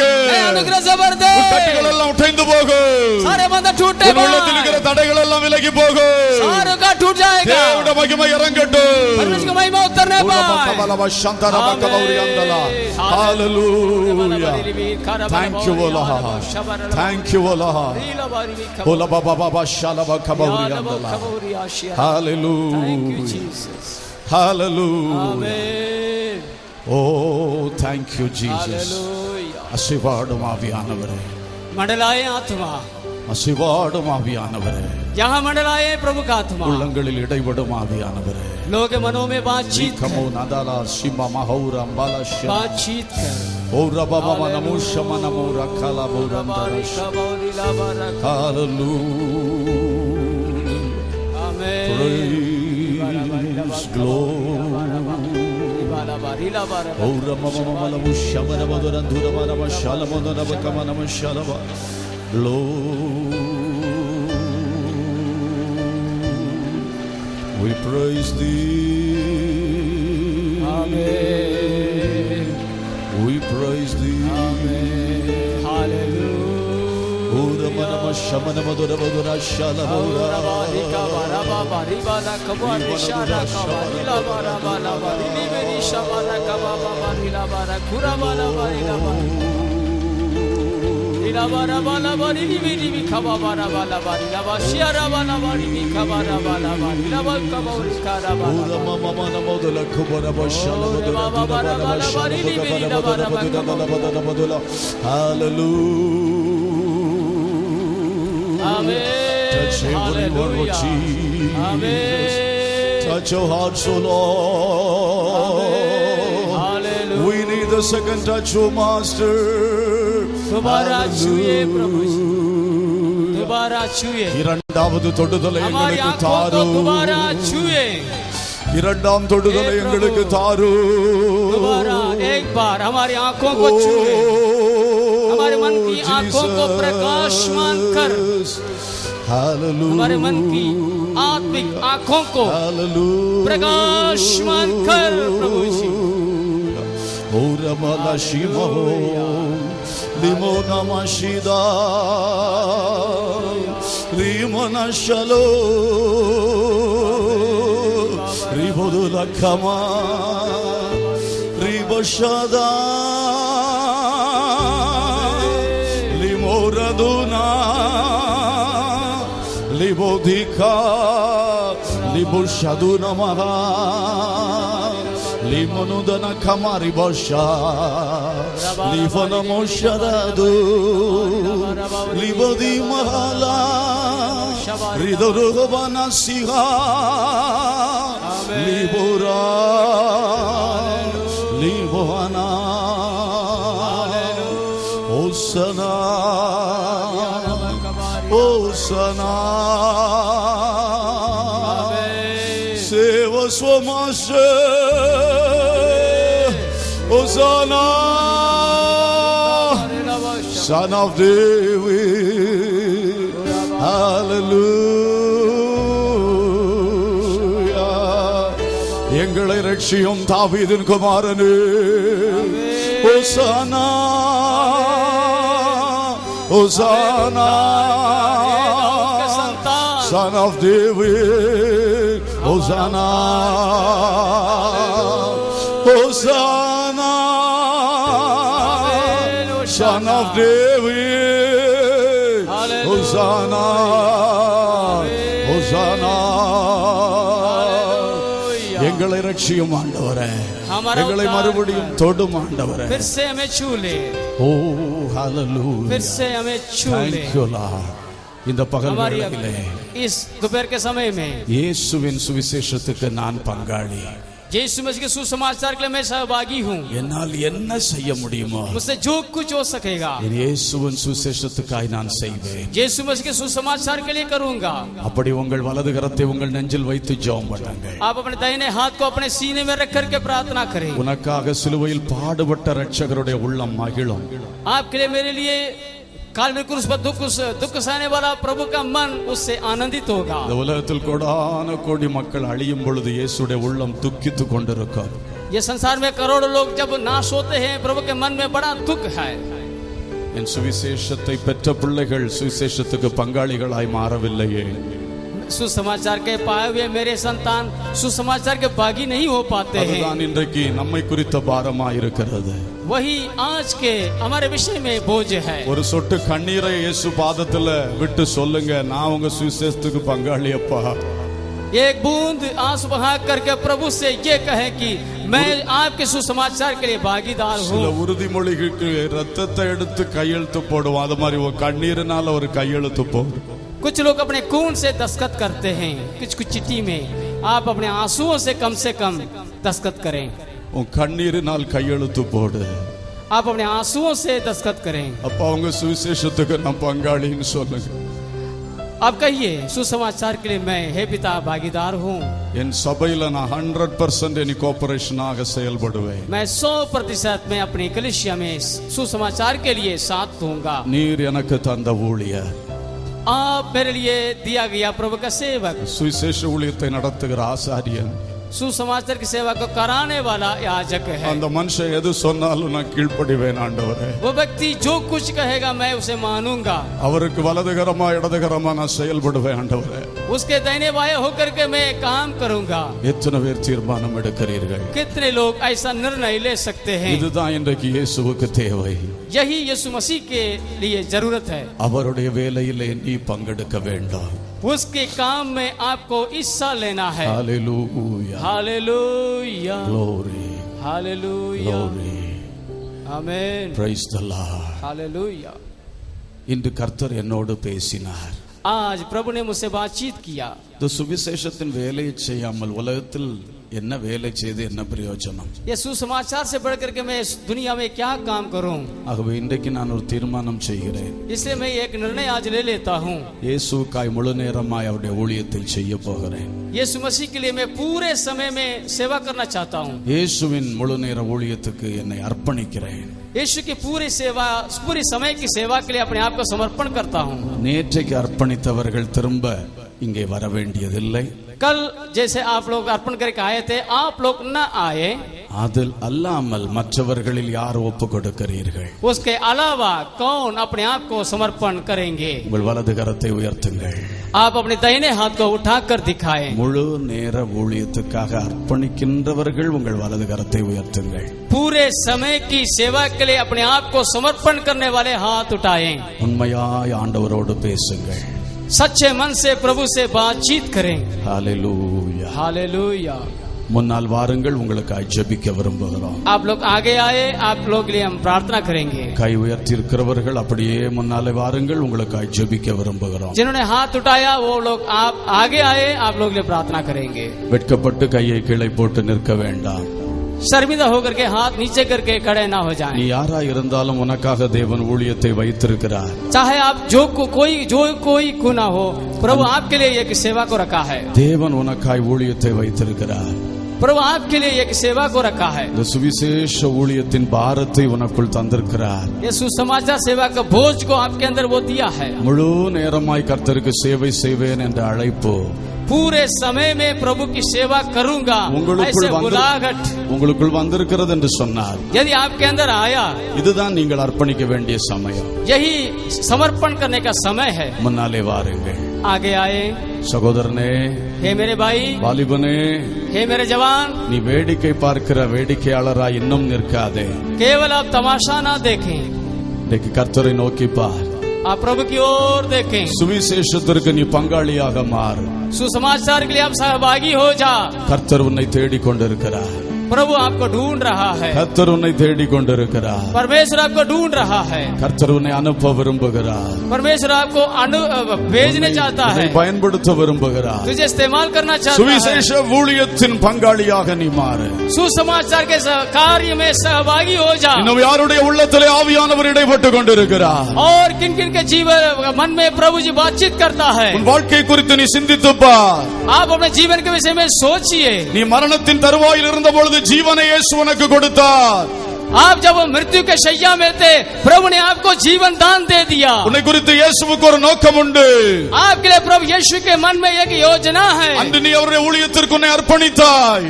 यदि उस दिन में आप अपने आप को सेवा के लिए समर्पण किया, ஆபத்து நீங்கின பொழுது உன்னுடைய வாக்கை நீ அசட்டை பண்ணி திரிகிறாய். जब आफत टल गया, आप अपने शब्द को बदल दिया। கர்த்தருடைய ஆவியானவர் உன்னை எச்சரிக்கிறார். प्रभु का आत्मा आपको चेतावनी देता है। உன்னிடத்தில் ஆரம்பித்த நற்கிரியை தடைபட்டு கிடக்கிறது. तुझ में जो भलाई काम शुरू हुआ है वो रुका हुआ है। என் வேலைக்கென்று நீ கடந்து வா. मेरे काम के लिए आप आगे आ जाओ। பவுலை தொட்டது போல நான் உன்னை தொட்டேன். पौलुस का जैसे मैंने छुआ वैसे तुझको भी छुआ। நீயோ கண் திறக்கப்பட்டவனே உன் வழியில் செல்லுகிறாய். आंखें खुलने के बाद इसको अपने रास्ते में जा रहा है। சகோதரா, கர்த்தருடைய பாதத்தில் வா. हे मेरे भाई, प्रभु के चरणों में आ। இன்னும் அவருடைய அழைப்புக்கு எதிராய் நீ போகாதே. अभी भी प्रभु के बुलाहट के विरोध में ना खड़े हो जा। வாழ்க்கையில் தீர்மானம் செய். अपने जीवन में निर्णय ले लें। கர்த்தருடைய ஊழியம் உனக்கு வைக்கப்பட்டிருக்கிறது. परमेश्वर की सेवा आपके लिए रखा हुआ है। ஹalleluya हालेलूया। தேவனின் சேவையில் பொறுப்பெடுப்பாய், உந்தனின் பங்கினை ஏற்றிடுவாய். தேவனின் சேவையில் பொறுப்பெடுப்பாய், உந்தனின் பங்கினை ஏற்றிடுவாய். கர்த்தர் நாட்டின தோட்டத்திலே கடைசி வரை நீயும் கனி கொடுப்பாய். கர்த்தர் நாட்டின தோட்டத்திலே கடைசி வரை நீயும் கனி கொடுப்பாய். விளைந்த பலனை அறுப்பாரில்லை, விளைவின் பலன் வாடிடுதே. அறுவடை மிகுதி ஆளோ இல்லை, அந்தோ மனிதர் அழிகின்றாரே. ஓ அறுவடை மிகுதி ஆளோ இல்லை, அந்தோ மனிதர் அழிகின்றாரே. அந்தோ மனிதர் அழிகின்றாரே, அந்தோ மனிதர் அழிகின்றாரே. அழிந்து போகும் மனிதர்களை உன் கண் காணட்டும். नाश होने वालों को अपने आंखों के सामने लाए. அவர்களுக்காய் சிலுவையில் துடியாய் துடித்து மரித்த இரட்சகரை உன் கண்கள் காணட்டும். उन लोगों के लिए क्रूस पर तड़पने वाला यीशु मसीह की ओर देखें. இந்த இரண்டுக்கும் நடுவே நீ நின்று கொண்டிருக்கிறாய். इन दोनों के बीच में आप खड़े हो. உன் இயேசு உன்னை பார்த்து சொல்லுகிறார், यीशु मसीह आपसे कुछ कह रहा है, என் வேலைக்காக வா. मेरे काम के लिए आ. இந்த அழைப்பு என் வாயின் மூலம் அல்ல, உன் இருதயத்துக்குள் வந்து கொண்டிருக்கிறது. ये बुलाहट मेरे अंदर से नहीं, तेरे अंदर आ रहा है. ஆமென். हालेलुया। அந்த அழைப்புக்கு அப்படியே அர்ப்பணித்துக் கொடுங்க. ये बुलाहट के लिए अपने आप को समर्पण करें. ஹalleluya. हालेलुया। இந்த வேளையில் ஒரு காரியத்தை கூட கேட்க விரும்புகிறேன். और एक सवाल आप लोगों से पूछना चाहता हूँ. முழு நேர ஊழியத்திற்கான அழைப்பு எனக்கு கிடைக்கவில்லை. पूरा समय की सेवा के लिए मुझे बुलाहट नहीं है. ஆனால் என்னுடைய உலக வேலை போக மற்ற சமயங்களில் मेरे सांसारिक कामों के अलावा और समय में இயேசுவுக்காக எதையாயிலும் செய்ய போகிறேன். यीशु मसीह के लिए मैं कुछ ना कुछ करना चाहता हूँ. விசேஷ வேலையிலே பங்கு கொள்ள போகிறேன். सुसमाचार के कार्य में मैं शामिल होना चाहता हूँ. அப்படி தீர்மானிக்க வேண்டியது அவசியம். ऐसे निर्णय लेना अवश्य है. தேவ ராஜ்யத்தின் வேலை விஸ்தாரமாக இருக்கிறது. परमेश्वर के राज के कार्य विस्तार है. ஒவ்வொருவரும் அதற்காக உங்களை அர்ப்பணிக்க வேண்டும். प्रत्येक जन अपने आप को समर्पण करना है. அப்படிப்பட்டவர்கள் இருக்கிற இடங்களில் கைகளை உயர்த்தி ஜெபியுங்கள். ऐसे लोग जहाँ तक खड़े हैं वहाँ से आप अपने हाथ को उठाकर दिखाएं. தீர்மானத்தை கர்த்தருக்கு நேராய் சொல்லுங்கள். आप अपने निर्णय को प्रभु को बताएं. உங்கள் கை உயர்ந்திருக்கும் பொழுதே உங்கள் தீர்மானங்களை சொல்லுங்கள். आप अपने हाथ को उठाते हुए प्रभु से अपने निर्णय को बताएं. ஆண்டவரே, என் உலக பிரகாரமான வேலை போக மற்ற எல்லா நேரங்களிலும் हे प्रभु, मैं संसारिक काम को करके और जो कुछ समय बचता है திட்டமிட்டு உம்முடைய சுவிசேஷ பணியிலே பங்கு கொள்ள போகிறேன். मैं कुछ योजना बना करके आपके सुसमाचार कार्य को करूंगा. இது எல்லாரும் செய்ய வேண்டிய காரியம். ये सभी लोग करने का कार्य है. ஒருவருக்கும் விதிவிலக்கு இதிலே இயேசு கொடுக்கவே இல்லை. कोई भी इसमें बचने नहीं पाएंगे. கரம் உயர்த்தி ஜெபம் பண்ணுங்க. हाथ उठाकर प्रार्थना कीजिए. ஆமென். நீங்கள் ஜெபம் பண்ணுவதை கர்த்தர் கேட்கிறார். आप लोग जब प्रार्थना करते हैं प्रभु सुनता है. அன்பின் பரலோக பிதாவே, நாங்கள் உம்மை ஸ்தோத்திரிக்கின்றோம். हे प्रेमी परमेश्वर, हम आपको धन्यवाद देते இந்த हैं. பகல் ஆராதனைக்காக ஸ்தோத்திரம். ये दोपहर का आराधना समय के लिए धन्यवाद हो. கொண்டு வந்த எல்லா தேவ பிள்ளைகளுக்காக நன்றி. आपने जिन लोगों को लाया उन सभी लोगों के लिए धन्यवाद देते हैं. அப்பா, உம்முடைய கிருபை உம்முடைய பிள்ளைகள் மேல் பெருகுவதாக. प्रभु आपके अनुग्रह इन सभीयों के ऊपर बढ़ने पाए. சுவிசேஷத்துக்கு பங்காளிகள் என்கிற ஒரு மாபெரும் பாக்கியமான ஸ்தானத்தை எங்களுக்கு தந்திருக்கிறீர். सुसमाचार के भागी होने के एक बड़े सौभाग्य को आपने हमें दिया है. அவைகளை நாங்கள் விருப்பத்தோடு பெற்று அனுபவிக்க எங்களுக்கு கிருபை தாரும். हम अपने चाहत के साथ उसे पाकर अनुभव करने के लिए हमें मदद कर. இங்கே முன்னால் வந்து முழு நேர ஊழியத்திற்கு நான் வந்திருக்கிறேன் சொல்லுகிறவர்களுக்காக ஜெபிக்கிறோம். यहाँ पूरे समय सेवा के लिए अपने आप का समर्पण करने वालों के लिए प्रार्थना करता हूँ. இவர்களுடைய அர்ப்பணிப்பை நீர் கனம் பண்ணுவீராக. इनके समर्पण को आप आदर सम्मान कर. இவர்கள் ஒவ்வொருவர் மூலம் எவ்விதமான ஊழியத்தை உமக்கு நீர் ஏற்றுக்கொள்ள வேண்டும் என்று விரும்புகின்றீரோ, जैसे इन लोगों के तरह आप सेवा लेना चाहेंगे, அவ்விதமான ஊழியங்களை இவர்கள் செய்யும்படி இவர்களை வழிநடத்தும்படி ஜெபிக்கிறோம். ऐसे सेवाओं को करने के लिए आप इन्हें अगुवाई कर. ஒவ்வொருவரையும் ஆசீர்வதிப்பீராக. प्रत्येक जन को आशीष कर. தேவ நோக்கங்கள் இவர்கள் வாழ்வில் நிறைவேறுவதாக. परमेश्वर के उद्देश्य इनके जीवन में पूरा हो. அப்படியே கரம் உயர்த்தி நிற்கிற தேவ பிள்ளைகளுக்காக ஸ்தோத்திரம். और हाथ उठाकर खड़े रहने वाले एक एक क्रिश्चियन के लिए मैं प्रार्थना करता हूं. வேலை போக எஞ்சிய நேரங்களை இயேசுவின் சுவிசேஷத்துக்காய் செலவு பண்ணுவேன் என்று சொன்னார்கள். अपने संसारिक कार्यक्रम जो जो समय बचता है उसके सेवा करके अपने आप को उन्होंने समर्पण किया. அவருடைய தீர்மானத்தை நீர் கனம் பண்ணி அருளும். उनके निर्णय को लेकर उन्हें आशीष दे. அந்த வாஞ்சையினால் தரிசனத்தினால் அதிகமாய் நிரப்பும். उस चाहत के द्वारा और इन्हें भर दे. அதற்கான வழிகளை நீர் திறந்து கொடுக்கும்படி ஜெபிக்கின்றோம். उसके लिए आप मार्गदर्शन दे, मार्ग खोल दे. இந்த வேளையில் வந்து கூடி இருக்கிற எல்லா தேவ மக்களுக்காக ஸ்தோத்திரம். यहाँ जो जिस तरह इकट्ठे हुए उन सभी के लिए धन्यवाद देता हूं. அனைவரையும் ஆசீர்வதித்து ஜெபிக்கிறேன். सभीयों को आशीष दे करके प्रार्थना करता हूं. எல்லா சபைகளும் எழுப்புதல் அடையட்டும். सभी कलीसियाओं में बेदारी होने पाए. எல்லா ஊழியர்களுடைய கரத்தினால் அற்புத அடையாளங்கள் நடக்கட்டும். सभी प्रभु के सेवक के द्वारा आश्चर्य कर्म होने पाए. வசனத்தின் வெளிச்சம் இன்னும் பிரசித்தி ஆகட்டும். वचन का ज्योति और चमकने पाए. விசுவாச மக்கள் எல்லாம் எழும்பி பிரகாசிக்கட்டும். विश्वास उठ करके प्रकाशमान होने पाए. நாங்கள் எல்லாரும் சுவிசேஷத்துக்கு பங்காளிகளாக செயல்படட்டும். हम सभी सुसमाज के सहभागी होकर के कार्य करने पाए. ஒருவர் கூட அறிந்தோ அறியாமலோ சுவிசேஷத்துக்கு எதிராளிகளாய் மாறிவிடாமல் காத்துக்கொள்ளும். कोई भी ना जानने से सुसमाचार के विरोध ना करने पाए. அப்படி செயல்படுகிறவர்களையும் நீர் சீர்திருத்துவீராக. ऐसे कार्य करने के लोग को आप सुधार दें. வெளியிலே இருந்து செயல்படுகிற சுவிசேஷ எதிர்ப்பாளர்களுக்காக ஜெபிக்கிறோம். बाहर रह करके सुसमाज का विरोध करने वालों के लिए मैं प्रार्थना करता हूं. அவர்கள் பவுலை போல சந்திக்கப்படுவார்களாக. वो पौल के समान प्रभु के पास आए. வெறும் பார்வையாளர்களாகவும் விருந்தாளிகளாகவும் இருக்கிறவர்களுக்காய் ஜெபிக்கின்றோம். केवल देखने वाले ग्रुप में मेहमान ग्रुप में रहने वालों के लिए मैं प्रार्थना करता हूं. அவர்கள் எல்லாம் செயல் வீரர்களாக மாறட்டும். वो कार्य करने वाले ग्रुप में उभर के आने पाए. எங்கள் ஊழியங்கள் இன்று முதல் எழும்பி பிரகாசிக்கட்டும் தகப்பனே. ये सारे सेवाएं उठ करके फल देने पाए. நாங்கள் எழுந்து கட்டுவோம். हम उठ करके बनाएंगे. பரலோகத்தின் தேவனானவர் எங்களுக்கு காரியத்தை கைகூட பண்ணுவார். स्वर्ग के परमेश्वर हमारे कार्य को सफल किया है என்று சொல்லி எழும்பி கட்டட்டும் ஆண்டவரே. ये कह करके हम बनने पाए. எழும்பி பிரகாசி. उठ कर प्रकाशमान हो. எழுந்து கட்டு. उठ करके बनाओ. வார்த்தைகள் எங்களில் வெளிப்படட்டும் தகப்பனே. ये वचन को हमारे अंदर डाल दें. ஒவ்வொரு ஊழியக்காரர்களை ஆசீர்வதியும். एक एक सेवकों को आशीष दें. பாஸ்டர்ஸ் ஆசீர்வதியும். पास्टरों को आशीष दें. புதிதாய் வந்திருக்கிறவர்களை ஆசீர்வதியும். नए लोगों को आशीष दें. எல்லாருக்கும் கிருபை பெருகட்டும். सबको पर आपके अनुग्रह बढ़े. யாத்திரை புறப்படுகிறவர்களோடும் அது கிருபை இருக்கட்டும். आज यात्रा करने वालों को साथ रखे संभाल. தொடர்ந்து இரவு கூட்டத்தில் வல்லமையாய் கிரியை செய்யும். और रात के शाम के सभा நாளை में பகல் ஆராதனையில் வல்லமையாய் கிரியை செய்யும். कल के आराधना में आप सामरिक संस्कार कर. சகல துதியும் கனமும் மகிமை உமக்கே. सारे आदर महिमा तुझे देते हैं. இயேசுவின் நாமத்தில் கேட்கிறோம் ஜீவனுள்ள பிதாவே. यीशु मसीह के नाम से मांगते हैं पिता. ஆமென். आमीन.